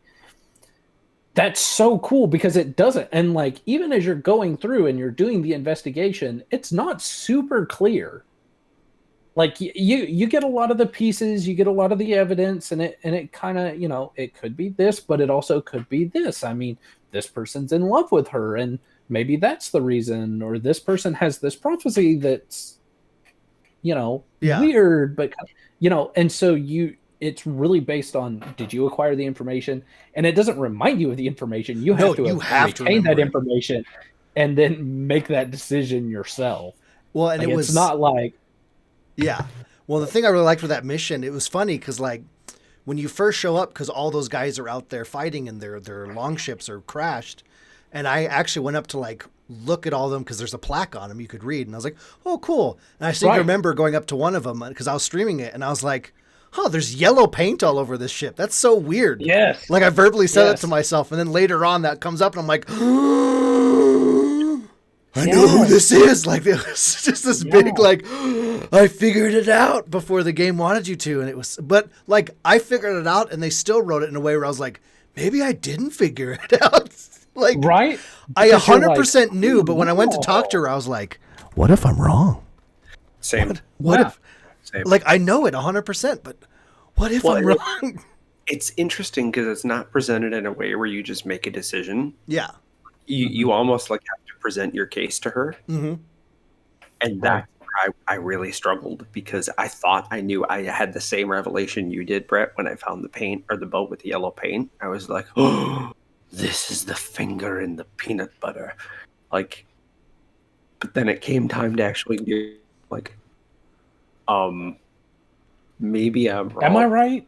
Like, yeah. Instead of herring, like. And if you didn't have enough evidence, like you didn't want, because like you said, you had to prove to her. You didn't. She didn't just believe you if you said, "Yeah, this is the guy." Like, so you had to go through and make sure you had all the evidence to prove it. And man, I was sweating bullets, man. Like I knew 100% who it was, and I was like, oh, I don't know. Oh, so beautifully done. So, well, and that's one of the greatnesses of the game is this you discover the world as you go, and it doesn't, like, I think they have a mode that kind of points you in the right directions, but you can just choose to explore. Yeah, absolutely. Like, and go and find out what's beyond that next hill. I mean, you're really not for sure. Like even when you go up to the points, it'll be like, okay, you know, they have like the mysteries and then they have like the treasures, right? But you don't know really until you get close what that treasure is or what that mystery might be, because there are a lot of similar ones, but they're each different too. Yeah. Even in like, and I love that exploration where you're discovering. Yeah. The main storyline, like you can, in your longhouse in Ravensthorpe, you can commit to a region. Ravensthorpe. You can commit to a region, and that will, sure, yes, unlock the main storyline or the main throughput to that area that will ultimately loop you back to Ravensthorpe. But that doesn't stop you from going there. No, absolutely not. Anything.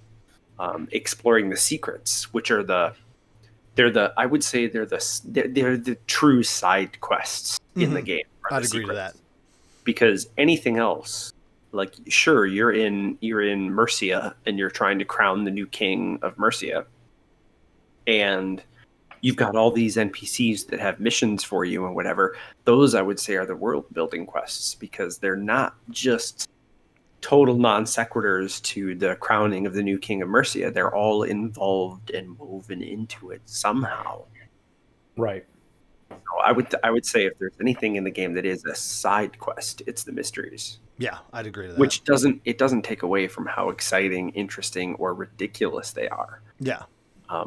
If anything, I think that is their strength. Well, because the mysteries are usually pretty cool. Like, they usually take a different thing. Like the one in Norway where they're trying to hunt a warlock, and like you get all this history on like warlocks and what they are, and like, and there are some, like the one guy that's claimed the island. And you find out that he killed his two brothers and he imprisoned them and then sunk the ship. And it's just like this little patch of land that apparently now he's the king of, and he's sitting on a throne, and you can be like, and you can decide what you want to do with him. You know, you can just leave him, or are you going to ally with him? Are you going to expose him? Are you going to? Yeah, I chopped him up, threw his body on that throne, and took a selfie. Yeah. Nice. Yeah. Or did you guys was the mini Britannia where the guy's dad had gone crazy and he like made him think that this island they were on was Britain. Oh yeah. And like, he faked a the war dad all had, the like, time. Alzheimer's. Yeah. Yes. Yeah. And just relived the same day over and over and over and over again. Like, that was You really follow cool. him around. And Yeah. that was a good one. We must That go was for the really good. king. And his son's like, oh God, I'm so tired of doing this. That was a really good quest. Yeah, that was a really good quest. But something with the world, and something I really want to talk about, because we've been talking a lot about exploring. The thing with Assassin's Creed games, which they did a really good job in this one, is so there's certain gamers, and I think we're all that type of gamer, that it's not just a completionist, but it's having there's the checklist and having it right in front of you. So on the UI is, a thing for each zone that says how many treasures there are that are blipped out, Yes. and every time you get one, one little more dot glows gold, or one Yep. more dot glows silver, and they're all over the map, and that just makes there's part of you who's like, I need all of that. And Assassin's Creed does a Right. great one of the games where I have to do everything, because they do a beautiful job of putting it right in front of you where you want to. And then, like you guys have been talking about, all of it's interesting stuff. Nothing in this game is so minute that like it's really forgettable. Everything leads to something really cool.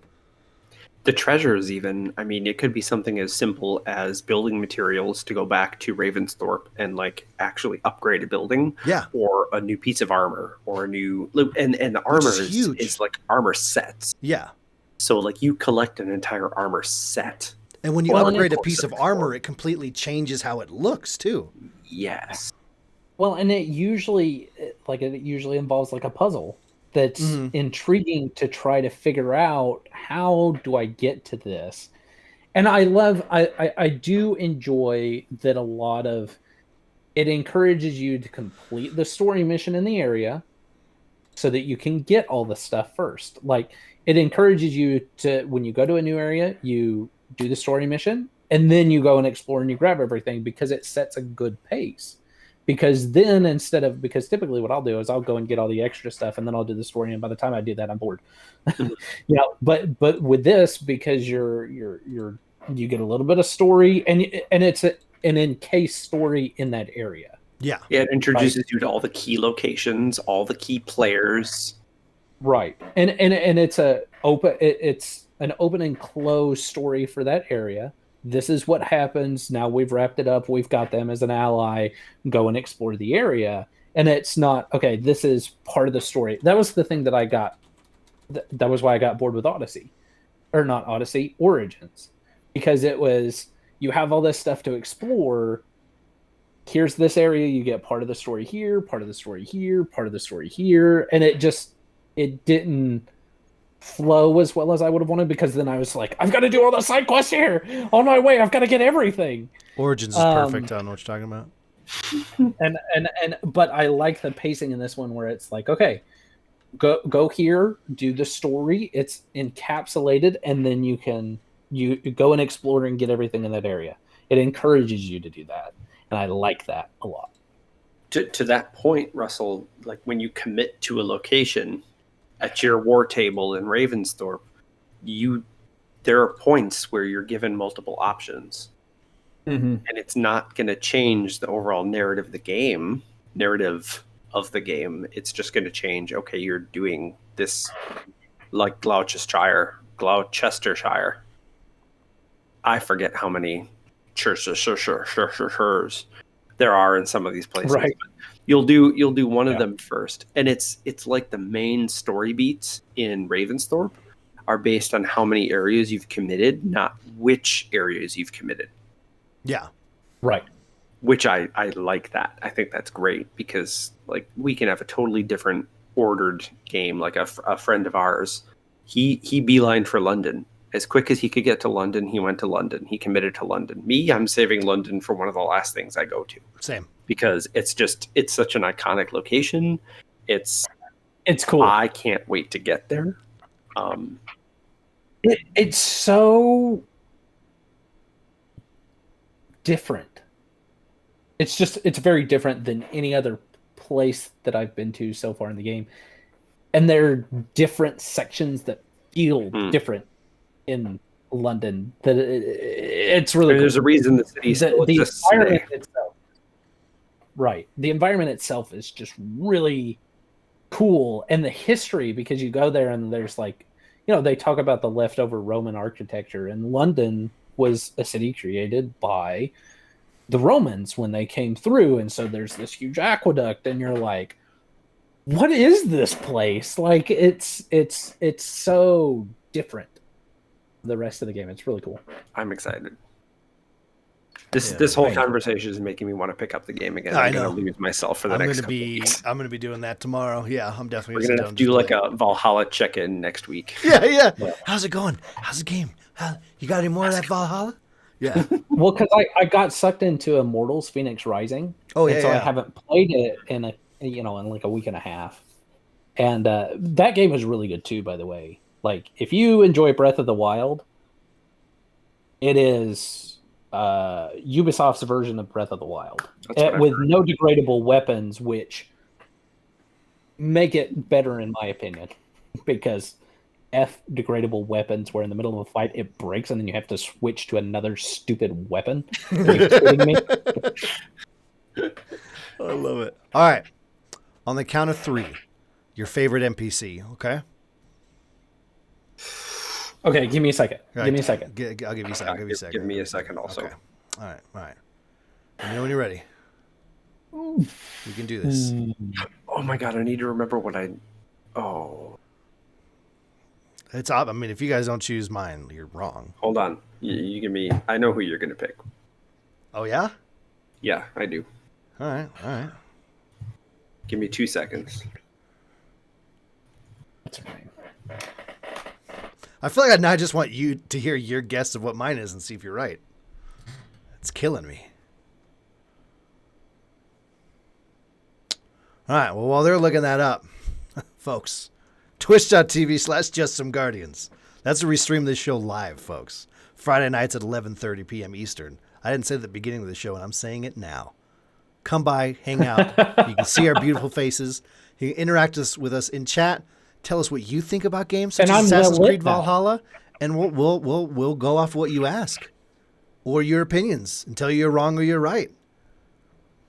It'll be a good time. All right, how you guys doing? We'll probably tell you you're wrong. That's true. I've got mine. Okay, Nick. Go ahead. Yep. Okay. All right. 1, 2, 3. Ivar the Boneless. Ranvi. The wolf. The wolf. I wanted to figure out what I named the wolf, like dog wolf or whatever the combination of the two was in the game. Dog sword. What's his name? What? No, it's a thing from Greatest Warriors. Oh. It was a YouTube show. Gotcha. Never mind. Yeah. Brett, you said Ivar the Boneless? Yeah. Is that what you thought? You simply must watch the Vikings show. Oh, yeah. I know he's in it, right? Ivar the Boneless is a historical figure. Yeah, huge deal, yeah. Ivar, as depicted in the show, is really cool. They did a good job. Yeah, they did. I definitely want to watch that show. Good job. But in Assassin's Creed Valhalla, that guy was awesome. He's crazy. Absolutely He's straight up nuts. And nothing bothers him. Nothing at all. No. I mean, like, in the normal sense. Like, stuff bothers him to the point where he's like, all right, I guess I have to kill everything now. But, like, shit happens and he just like, something horrible will happen. He just laughs and goes, whoop, that's life, and walks away. Well, and your first meeting with him is him torturing somebody. Yes. Hanging upside down. Mm-hmm. And that's like straight up showing him torturing somebody. Yeah, exactly. And that is a great character introduction, right? You're like, I know everything I need to know about this guy. And the rest of the time you're around him, you're like, yep, that's exactly what I expected from you. And it's just fantastic. Yeah. There's the Viking extreme people just putting their heads, and he just portrays all of that. And it's just fun. Just wholesome family fun, Yeah. King Killer, you're great. You're right. I thought, so you want to know who I thought you were going to say? I thought you were going to say Seaguard. Yeah. That's who I thought you were going to say. I got you. Yeah, he was incredible, and the voice acting was absolute, but I don't know. There's just something. I just love, like, I haven't gotten all the way in that character arc yet, and I know, like, how it ends because, internet, but I don't care. It's great. I I don't know how it ends. I'm not telling you. Like I I won't say picked it. up on pieces from like the prophecy. I know something is going to happen between him and Eivor. Oh, I'm still talking But- about boneless.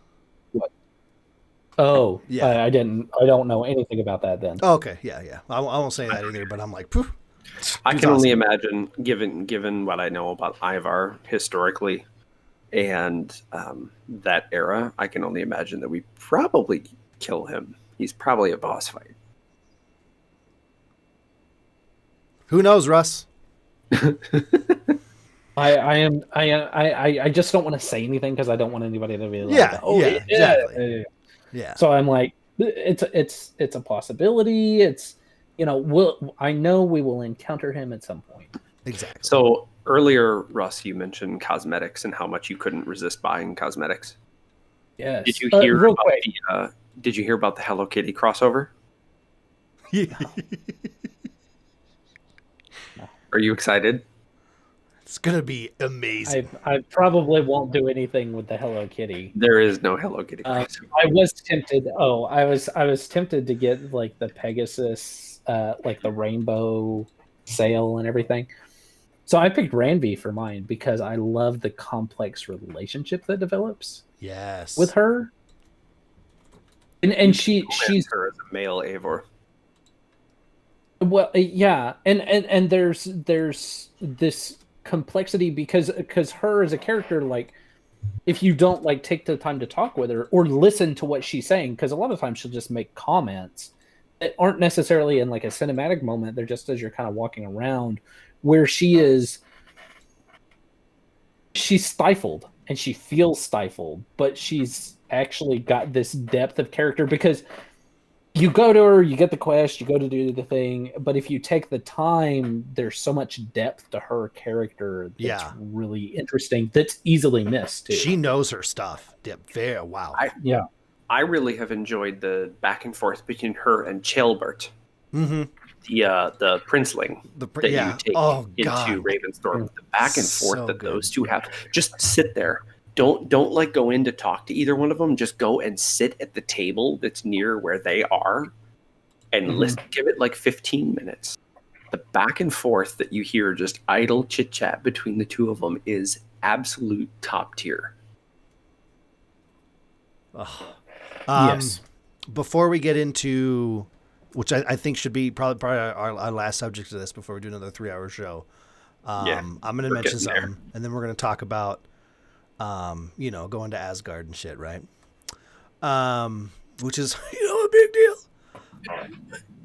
Another really, it was just another side quest popped in my head. Did you guys do the one with the nudists? No.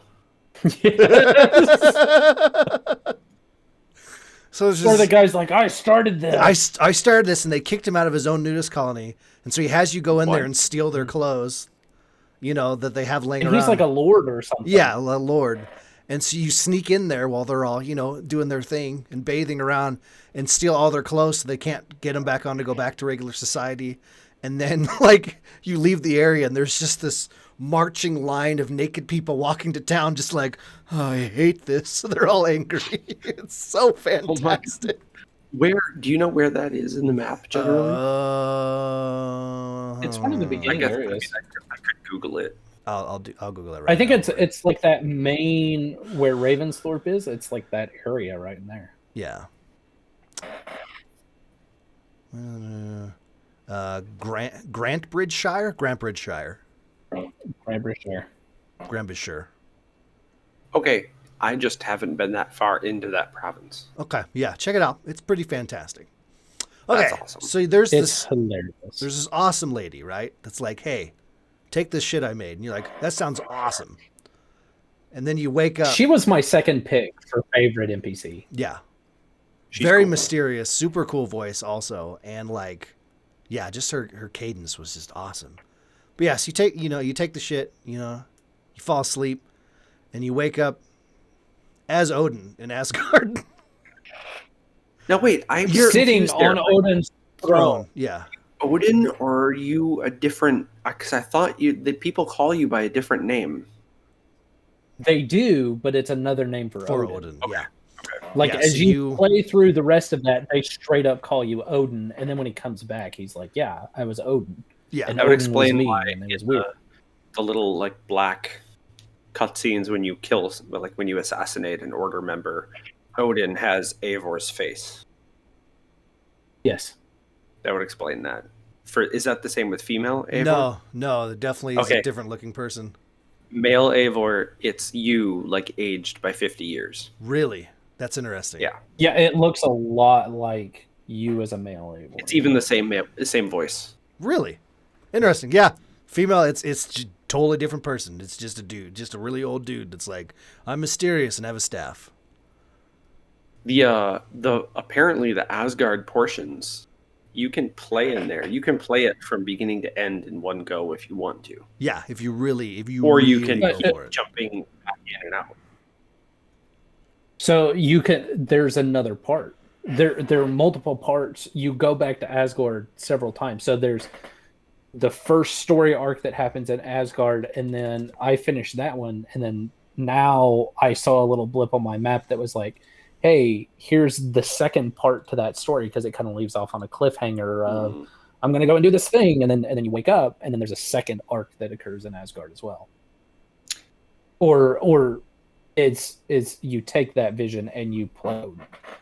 So presumably there are multiple parts to going to Asgard or going to these other mythological locations. Another expansion, not to get like too ridiculous, but apparently they're adding Jotunheim. Oh yeah. So we'll be able to go to Jotunheim at some point in the future. That'd be awesome. Which is because when you first show up in Asgard, like they're getting invaded, and you're like, Thor's there, Loki, like everyone you know from obviously like your Marvel people know them, but like people your mythology people know everything going on here too, But you literally fight them off on the Bifrost. On the Bifrost, yeah, exactly, the Rainbow Bridge. But But yeah, like you're fighting frost giants, and it's just like it's no like, wow, this. I mean, obviously you first spawn, you're like, this is gorgeous, and they throw you right into the middle of everything, and you're like, wait, okay, because it's not you. Like we mentioned, in case you haven't played, we mentioned you're Odin, but it's not you playing as like a person that looks like Odin. You are yourself in that place, but everyone who's looking at you sees Odin. Yeah, so you have your own skills, your own weapons. But you talk to people as if you are Odin, but with your character's voice, which is super trippy, especially as female Eivor. And then you have a fighting battle. You have a flight battle with Thor. Yes, which is so good. Oh, I forgot about that. So good. And the mythology, and the detail, and the way they kind of enwrap it in this story. It's juicy. It's good. It's just, you're like, oh. There's Yggdrasil in the background, just like gorgeously the skybox. Like, oh my gosh. And the Odin's tower where you're sitting up there on the throne, and he's talking to the three faces. This is the very beginning, so it's not any kind of spoiler or anything. But and then you go down and you get to meet Freya and Loki and Thor and Balder, and he is a nice gate. All these people, and then so it's funny because anyway, it's good. The mythology and the way they wrap it up in the story. Why am I the way I am? We weren't laughing at you, Russell. I know. I know. Brett made a joke. Sorry, I get too like wrapped up in things. He didn't make a joke about you either. He made a joke about like Balder having a nice gate. Oh, I know. I get too wrapped up in the things I live for that. I laugh, and so I. Because I like that, because sometimes you have a way of phrasing things, or your observance of something is different than mine. Or your perspective, and I live for that, and I love it. Absolutely. I would lick your ear if I were in the same room as you. He has a delicious ear. I'm just gonna throw that out there. You'd have to beat Kel to it. I'll lick Kel's ear. I'll lick Kel's ear too. Yeah, there's 2 ears there. Is he the Kel of Kel's? He is the Kel of Kel's. Kill them Kel. back. Well, look at that. We're seeing a dog now on stream. A Yes, beautiful for the puppy. audio listeners, we see a pupper. Well, actually, We we're see just the most- looking at Russell's gut, but there, pupper face. Look at that handsome pupper. That's a handsome Oh, pupper. cow. Look. Oh, Love it. he's God, like, I can see. So, the big thing, obviously, like everything's gorgeous. The story's fantastic, right? As you're going through there, there's a lot of mystery and like, stuff about characters and like watching it unfold. You're like, this is so cool. But the big thing I just wanted to throw out there, and then you guys can go crazy about being there, was the wolf fight I think I've already done that. with the pup that like, they're like, hey, Yes. this thing's going to kill you. And then you're watching it grow and escape. I didn't like the chase sequence. I hated the chase sequence. I was like, why? There's no way I'm going to catch it. Why is this even a thing? Now, I don't know. I did love the It zip annoyed line me. where he hops on the Yeah. zip line and he's like, "It's mine," and he like is like, Get out of my telling way. Thor to back off. But the Yeah. battle with that wolf was amazing. That was such a cool, because this thing is And- huge. Yeah. And then like, Well, and it will get bigger. yeah, and it gets bigger and bigger and bigger.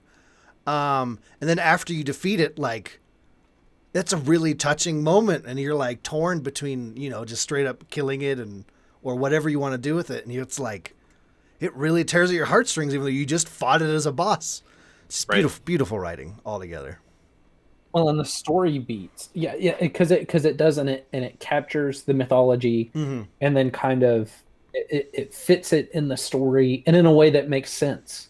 Yeah, And I love, oh yes, they're very, very Mhm. tasteful in how they integrate the Asgard sequences mm-hmm.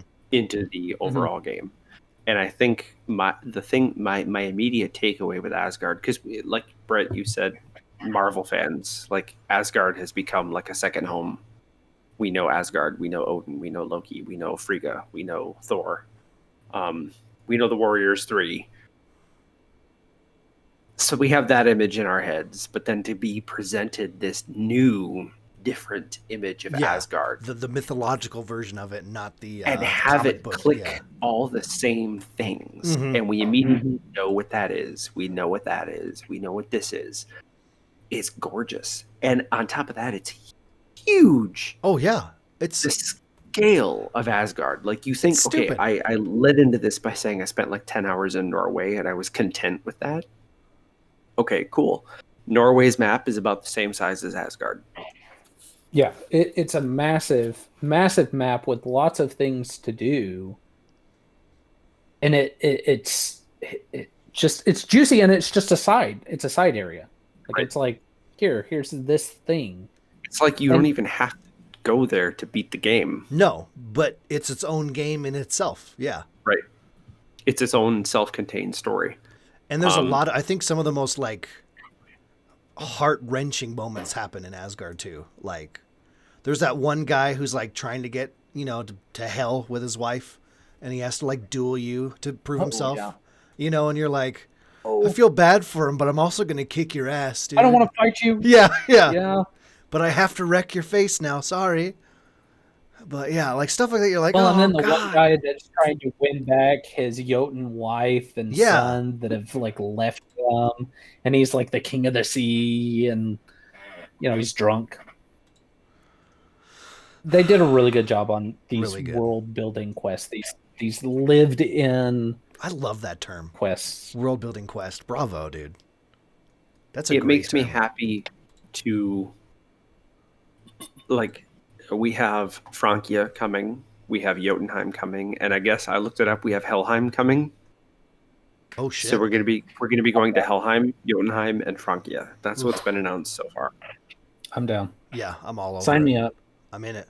I'm ready to roll. Put me in, coach. I'm ready to I play. today.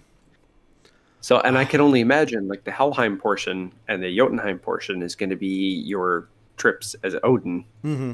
Maybe I'm wrong. And then the Francia is going to be Eivor. Which Yeah, would be interesting I mean, for anyone I'm- that didn't dive into Asgard, because when those DLCs come out, they'll have to start everything from the beginning in Asgard to get up to that point, probably. Maybe. Which would be really cool. And maybe not. Maybe they won't. Maybe it'll be, I don't know. I'm just, that just makes me sit here and think, oh my God, I need to hurry up and catch up. I know. There's so much game. There really is. This is. I have a problem, and Brett, you know this intimately about me. Like, I have a problem with open world games where there's so many objectives and so many collectibles. I burn out like 20 hours in. Yeah. It could be the greatest game in the world to me, and I burn out because I'm like, okay, I'm tired of collecting pigeon feathers. Like, I'm done. This game or eagle feathers. Yeah. This game is maybe this and Ghost of Tsushima are the only open world games that I have not burnt out on purely because they were open world. Oh yeah. Yeah, I think I've got it's like 65 hours in this game, and I've done like everything. I've gone through Asgard. I've like plowed through story missions. I've gone around and collected everything I can, and it's still like, you're 30% through the game. And I'm like, are you fucking kidding me? Like, what? It's insane. How much more is there? Yeah, I know. Does it ever end? I don't want it to, but like, you look at that stat and you're like, man, that's just intimidating. I'm exhausted. Poor Eivor. That's a lot of work. It's a lot of rowing. Oh yeah, I'm just pushing buttons and you're literally sprinting everywhere. Oh, yeah, because I sprint everywhere, or jump on the horse. Yep. Or ride my boat. Yeah, Dude, I got one of the ones that has like the little dragon. So I have like this little dragon and then the skeletal horse, and I'm riding in like this big hellish armor with horns and a fiery crown. It's pretty sweet. It's pretty fantastic. I will say I had enough points when I got the game, so I don't know where I got them from the past, probably like Origins or something. Which also shout out to the Brett there for getting me Origins as a birthday present a while back. Love you. I had enough points to get the Draugr set, the whole pack. So I got the ship, I got the armor, I got the weapon, I got the horse, I got the eagle. The only thing that stops me from using the eagle is that when I'm flying and I stop to look around, there are these two green like orbs that are supposed to be as like eyes that are just like right in the middle of the screen. I'm like, I can't do anything. They must have fixed that because I haven't had that issue. Okay, good. Because I had that since I played. Yeah, that's so awesome. I love it. Yeah, I have the. I'm like wearing all this like this dead bear shit. That's just like huge on me, and then I'm riding this giant white wolf everywhere, and it just feels awesome. Nice. Yeah, man. Oh, with the store thing, this was just a little thing I wanted to hit on, which was really cool. They did is there's an NPC in your city or in your town that every Origins. Yeah, also that was an Origins, and actually, if you stand, I'll talk about that in a second. But so the main premise of this guy is there's people all around the map that work with him, and they can give you quests, they give you a currency, and every day it rotates items from the actual shop that you can buy with this currency you earn from playing. So there's a way to get, eventually, most everything from the store by just grinding quests in game, which is a super cool system that I did not expect to see at all. Yeah. But the coolest thing with the NPC, like you were saying, because they're in Origins too, is there's a lot that always is like other kids there and they're telling stories. And there's one time I walked by and he was telling the story of Bayek and the whole story. And I was like, yes. I sat there and listened to the whole thing. I was like, yes, that was me. I was there. I did that. And like, I got emotional sitting there, you know, I'm like, oh God, I'm not ready to relive that. That was a beautiful, Origins is one of my favorite games. Oh my God. And I'm like, I didn't think I was going to relive that during this game. What's happening right now? Also, I have spent exactly 5 minutes outside of the Animus, which is exactly the way I like it. Yep. And I like that they allow that to kind of be a thing. Yeah. They're like, they kind of made it like they did. Remember in the original Assassin's Creed, like you could go and you could find all the information, but then you could just go to sleep and get back in the Animus. Mm. I like that they've kind of reintroduced that. I haven't had any like platforming segments because I could care less about those in the real world. Yeah.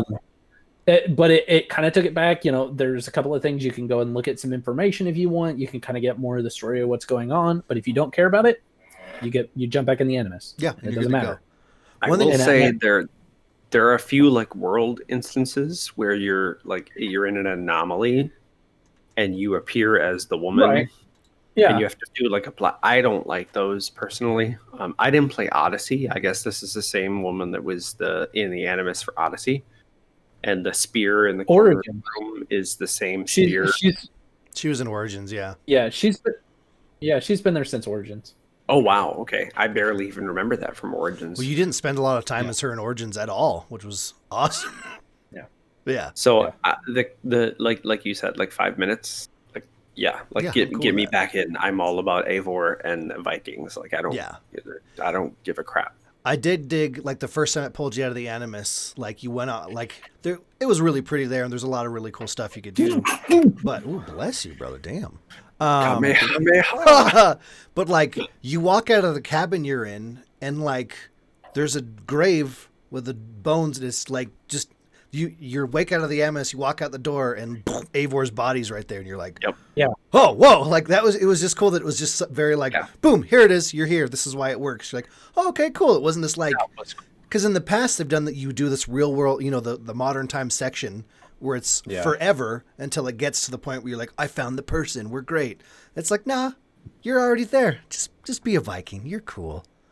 Like, thanks. Yeah. Well, and I like how it's like we know something is going to happen with Eivor where he ends up in the United States Yeah, somehow. for some reason. And that'll be a DLC at some point. Some reason. Yeah. Oh, will it? No, Okay, I thought it I was don't know. just like the end of the story. Oh, Yeah. okay. I think they have 2 years planned, and they've only announced Jotunheim, Helheim, and Francia. Assassin's Creed Valhalla ... It's sort of Assassin's Creed 3, I believe is what they're going to call that one. Okay. Yeah. You end up fighting Connor, and you're like, you little. None You of this just makes slap sense. Can I build a time machine? Yeah. All right. Anything else with Valhalla you guys wanted to hit on before we? I'd like to hit I mean, on there's Eivor. probably. Oh yeah, for sure. But I think we covered the boat, right, or the ship. We covered the town, NPCs, world building Covered quests, combat, boss fights, exploration, Asgard, the voice acting, the characters outside in themselves. the Animus. Yeah, I think we got it. That title screen, though, I mean, Yeah, and we did cover the music, which is just incredible on every level for no matter what you're doing. it really is. And okay, so there's an option. I think there's an option in the game to turn on exploration music and have it play at a faster interval. Oh, I have to look at that. I recommend you enable it. Okay. Because then you won't have those spells where there's no music, because the music for the game is authentic. So good. It's amazing. It's immersive. It's the kind of music I normally just listen to on a regular basis anyway, because I'm that guy. Yeah. And so, yeah, it makes me happy. You're the kind of music I listen to on a regular basis. Thanks, man. Well, hey, let's call back, Brett. The first time I went to see you, we made your sister, while we were Pokemon going, endure like Viking battle music. We did. in the truck.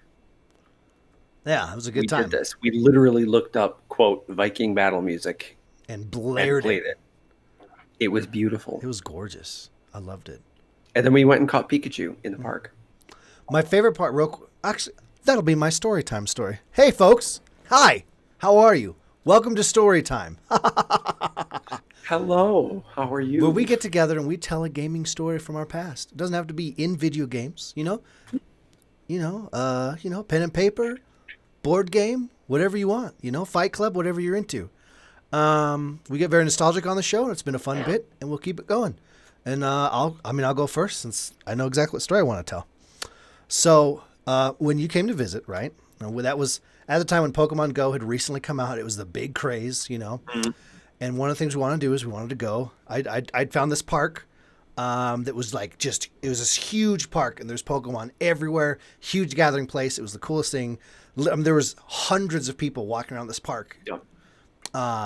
At different stops doing their thing and talking to each There were, other. like, beautiful boardwalks across the water. It was a gorgeous park, period. Beautiful walk, people everywhere playing, and there's like old people that go on walks there every day that were like, what are all you people doing? And they're like, They thought it was so cool. And she talked to them. They're like, "This is awesome! All you young people outside, you know." And they loved it. And like, I think I saw one of them like download it on his phone, you know, and actually try to play, which is cool. But the thing I loved most about it is like, so it was a spawn point for Squirtle, which everyone wanted. It was not an easy thing to get. And you'd periodically hear from like the other side of the park someone yell, Squirtle! And everyone would stand up and just sprint to that side of the park. And there was just like 50 people in a circle, just spinning in circles trying to find Squirtle and throwing Pokeballs everywhere. And someone on the other side of the park would, Squirtle! And the whole crowd would run over there. It was so cool. Just, I don't know, it was just having so many people, you know, in one spot doing the same thing. It was a beautiful moment. It was a precious time in human history. And then it died. And hey, fun fact, it is actually the 25th anniversary of Muppet Treasure Island. No way. Yeah. Okay. Wait, that'll make you feel old. Yeah. Is it weird that I caught your reference from that one line? Yeah. Well, no, Okay. because we used to watch it all the time too. That's true. remember? That's true. Yeah. Can I share something with you, too? Absolutely. Never seen it. All right. I'm going to have Get to out. fix that. Oh, get I'm the gonna have to fuck fix off it. my show. It's on. It's My not wife- because I didn't want to. I just never. It never is did. hands down one of the greatest movies ever made. And I love every moment of it. It is beautiful. And shakalaka. Tim Curry, it's one of his best roles. He did so good. Okay, you sold me on Tim Curry. Oh my God, dude. Alone. It is classic Tim Curry, but with Muppets as well. And it's amazing. So it's on Disney Plus. I'm gonna have to watch it. We can do, Oh, listen, we you can do pulled watch a page parties. from the Bible. Dude, Let's do watch. a watch party. Let's watch that. I Let's do want it. to watch Muppet Treasure Island with you for the first time. I would love to do that. Okay, We're gonna all right. have to set something up. We're going to set this up. Yeah. Okay, cool. I would love that. Oh That'd my be god, I'm amazing. so happy. Okay, we're doing it. Sick. All right, right. who's next for a story? I had one, Yeah, go for it. and then I forgot what it was. Go for it, I Nick. got You got distracted this. by Muppet Treasure Island. And then it died. Dun-dun-dun. Russell, you don't have one? He forgot I it. will in a minute. Okay, I guess I can go. A random story that popped into my head recently, and it might be because I was watching BlizzConline earlier, and they were talking about nostalgia of Blizzard games and everything. So, flashback to 2004, I think. I'm just a kid, and in World of Warcraft, like vanilla, they were just about to launch the first battleground other than Alterac Valley. Alterac Valley had been out for a while. It's 40 on 40, intimidating, hard to get into. They were about to launch Warsong Gulch. And I remember camping out in Ashenvale, where Warsong Gulch was supposed to open. Yes. And I logged out. And the next day, patch launches, whatever, I log in, and there's the whole encampment there all of a sudden. I played on Alliance. I was a gnome mage named Giller. And Wizard Giller. Love it. So I was there, and I didn't know what I was doing. It's basically like Warsong Gulch just captured the flag. And there was this Night Elf warrior and a Night Elf hunter, and then a Night Elf druid all sitting together with a human mage. And I sat down next to them, and I took all my clothes off because I'm a gnome, and I just started dancing. And they laughed. Like, all of them were like, the emote laugh. And then one of them asked, "Do you want to queue with us?" And I'm like, I don't know what that means, but sure. And I got invited to their party. I got invited to their TeamSpeak server. Oh, TeamSpeak. That's a throwback. TeamSpeak, right. Good Lord. I ended up gaming with these people, the same group of people, for 4 years. I mean, That's so the awesome. warrior, the Night Elf warrior, his character was Starbringer, and then his wife was the hunter. Her name was Star Angel, and they were this Native American couple that lived in Texas. And literally, that man changed my life. Like, he is one of my like I look up to him to this day. Periodically, awesome. get like Google Voice calls from him. Because I was like 15, 14 when I first met them, and literally changed my life. So anyone that ever tells me like online gaming is meaningless or whatever, like, stick it. 'Cause that group of people, every day I gamed with them, I chatted with them, I talked with them. They were there for me, I was there for them. Like, I got gifts of like 1,000 gold, and in World of Warcraft Classic, like, That's that was huge. I got gifts for my birthday of like 1,000 gold, which bought my first epic mount. Thanks, Star and Angel. But yeah, like, I don't know why that comes to memory now. It's like I said, it's probably because I watched the BlizzCon line and they were talking about nostalgia and 30 years of Warcraft. But yeah, that comes to mind. That first fateful night in Warsong Gulch when I met the group of people that changed my life for 4 years. That's awesome. I love that. What wholesome stories we have. Russell, how are you going to ruin it? So there was this one time where I really wanted to have sex with an NPC. No. That's what Goldshire is for. Yeah. /dance. I just one of the things that pops into my head is it's not really like a specific story. It's more of like a nostalgia memory of like these good times where it was shortly after I'd moved to Alabama after I graduated high school, and there was this through church I had met a couple of other guys, and like we would just hang out because we were all like in that in between stage where we weren't in school but we weren't in high school. We were all working, but so we would just get together and we had gotten like an old Xbox. And we had Halo, like the original Halo. Yeah.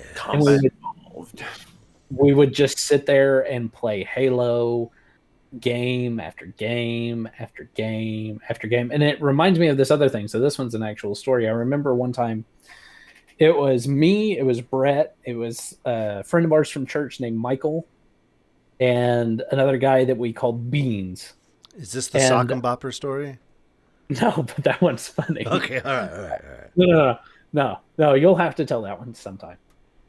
And so we're sitting there and we're playing, I think it was like Halo 2 or Halo 3. I mean, it was on down the line. And I remember specifically there's this level where you're like trying to go up the side of this cliff. But I mean, this is like 3:00 in the morning where we've decided to play this. We're playing co-op. And I am falling asleep as we're playing this. And so I'm just like, I don't care what's happening. I'm just going in. And like at a certain point, I remember waking up because Brett was like, dude, are you awake? I'm like, no. And he goes, this is legitimately the best Halo gameplay I've ever seen in my entire life. And I'm just falling asleep, but somehow I've gotten a sword. And I'm just running up this path, and we're like playing on Legendary, and I'm just, and I've got the shotgun, and but I'm mostly falling asleep, like as I'm attacking people. Yeah, that flow state people talk about that you fall into. He was half asleep at the wheel, and his body was just like, all right, gamer, let's game. And it was pretty great. That's amazing. Yeah. That Sock and Bopper story. All right, that might be mine next week. Okay. Yeah. Okay. Yeah, you got to tell the Sock and Bopper. Because that's pretty great. I love that story. All right. We had good times. We did. I'm surprised we didn't get into more trouble than we did. No, well, my favorite part of that is when you posted pictures like 8 years later and your mom was like, that's what you guys were doing in the basement? Yeah. How'd you not know? We were so loud all the time. Yeah. All the time. Oh, we were not quiet. No. Well, we have no email, sadly. Jumping over. So yeah, you send us an email sometime, folks. We want questions. Hit us up. Let's do that. Other than that, like I think that's a show, guys. Right? Intro. I think so. Topic. story time, emails. Yeah. Hell yeah. I am going to be playing a lot more Assassin's Creed Valhalla, which Same. leading up to this, I was excited to jump back into the game. And now we've had the talk. Like, I'm excited to not do anything but play that. Same. I just need it. And I'm going to watch that Viking show. It's been on my docket for a while. I just need to finally do it. Yes. It's season 1 is great, but like season 2, 3, 4, and 5, or 2, 3, and 4 are like, ooh. Yeah. Awesome. Yeah, I agree. All right, folks. Well, before we get out of here, let's figure out where the hell you can find us all at. Just let's get it out of the way. Russell. Where you can find me. Where are you? You can find me on Twitter at drjex725. You sounded so 0725. drjex that's JEX 0725. I mostly do artwork and stuff like that. I've obviously I think for those of you who were at the beginning of the show, I have a new tablet that I've been playing and doodling with that I really love. And then you can find me, of course, on the Discord in ELMMERFUDD's channel and on JSG. And that is Jackal7250. Dude, you did it. That was really good. I did it. You did it, man. Congratulations. You're the winner of this week's challenge. And you won its last game show. Like, things are looking up for you, Russ. And you have proper lighting. You look good on camera. Mm. Hey, you know what? I mean, I've been working hard for you guys. You have I been. need to do webcam. We appreciate it. I look like I'm filming on a Razor, like Motorola Razor. It is a little fuzzy. Hey, blame Asus. Russ, you looked I can worse than turn that this light on. forever. But this is just weird. Well, it is so dark in here. Like this light is very, very dark. Oh, yeah, for sure. Light sometimes is dark, you know? It's just the way light works. Okay, Zavala. Listen here, Guardian. Things I'm going to need shove things my to fist live. so far up your ass, you won't even know. Mr. Sandbag Bob, Nicholas Rickolas, Yes, sir. where are you at? I am found on the Twitters, the YouTube. I don't think I've ever posted anything on YouTube. I'm going to find out. The Instagrams, the Discords, the Cash Apps, as Sandbag Bob. Just Sandbag. Make sure to hit him up on Cash Apps. That's it. That's me. Just Sandbag Bob. Oh, and on PlayStation, and soon to be Xbox, because fortunately the company I work for was quite generous, and with bonuses for the year of 2020. And as soon as I'm able to procure an Xbox Series X, I will be adding a Series X to my console collection, specifically to play the game Grounded, which, if you haven't looked it up, you have to look up the game Grounded. But I'll also be Sandbag Bob on Microsoft. Xbox. So I looked you up on YouTube. The only thing I can find is a lot of boxing videos called Sandbag Bob and Weave. That's not me. Yeah, I figured. This one guy kind of looks like you if, like, I close both my eyes, but yeah. I'm afraid to box anything other than Christmas presents. I hear that. I'm even afraid to do that. That's what I thought you were talking about. Yeah. I was like, oh, that sounds like something Nick would do. And then you like boxing, and I was like, oh no. Not me. So I do have a question though. Yeah, Brett / ELMMERFUDD. that's me. Where can people find you? Well, you know, I will do that after I do the normal everything I do. So here we Son go. of a goat. I thought I was being all suave, like shampoo at the dollar store. Yeah, so good. Tropical coconut shampoo. Ladies and gentlemen, thank you for joining us for episode 93 of Just Some Guardians. When we do the show, we are live. Twitch.tv/JustSomeGuardians, Friday nights at 11:30 p.m. Eastern. You can find us on Twitter at JSGCast. Link to the Twitter is a way to get into the Discord, where we discuss all sorts of things. Give us some questions, give us some feedback, some conversational things. Show us your artwork. Whatever you got going on, we want to know about it. You want to be on the show? Tell us. You can email us, justsomeguardians@gmail.com. We have a website. Spoiler alert, it's justsomeguardians.com, where there is our audio feed there for Podbean is hooked up, embedded, beautiful. Our YouTube's embedded. The Twitch channel's even embedded. Everything you need is there. Just go there. Leave it open all the time. Refresh it ever so often. Which Can I one's offer there? to resurrect something? What's up? If someone were to leave a review and request that it be read in a specific voice, Yeah, that's still a I'll thing. do it. If someone could tell me how the fuck to log into iTunes to check that now because they changed everything and I hate it, I would really appreciate that. I can do that. I can procure the Thanks. iTunes reviews. Because I got to our podcast in iTunes and it's like had the list of reviews, but it wouldn't let me click on it to look at them. I'm like, it's right fucking there. My mouse is over it and it's not clickable. Like, I don't know. iTunes, go fuck yourself. Ooh, don't say that too loud. That's true. There's a sniper dot on my head right now. Yeah, I think that's all that stuff, folks. As for myself, I'm ELMMERFUDD. Hey, you can find me on Twitter, Twitch, YouTube, Instagram, TikTok, all those places at ELMMERFUDD Games. Double M, double D. Russell, Yes. inform the good people that tomorrow night they can come by my channel to watch the 18th Apex Legends tournament that SANDBAGBOB will be co-hosting with me. Oh yeah, baby. Check that out. It'll be a good time. Tune into that one. It's going to be fantastic. Ooh, man. Oh, also, I guess, Russ, dig us out. Join us next week on Just Some Guardians for mutual chaos and utter incompetency.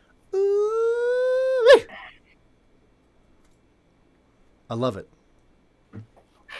Now I just want to play. I've got to watch WandaVision, but I also want to not. And just You play want to Assassin's watch Creed. WandaVision. I know, I do. But like Assassin's Creed Valhalla is really screaming to me at the same time.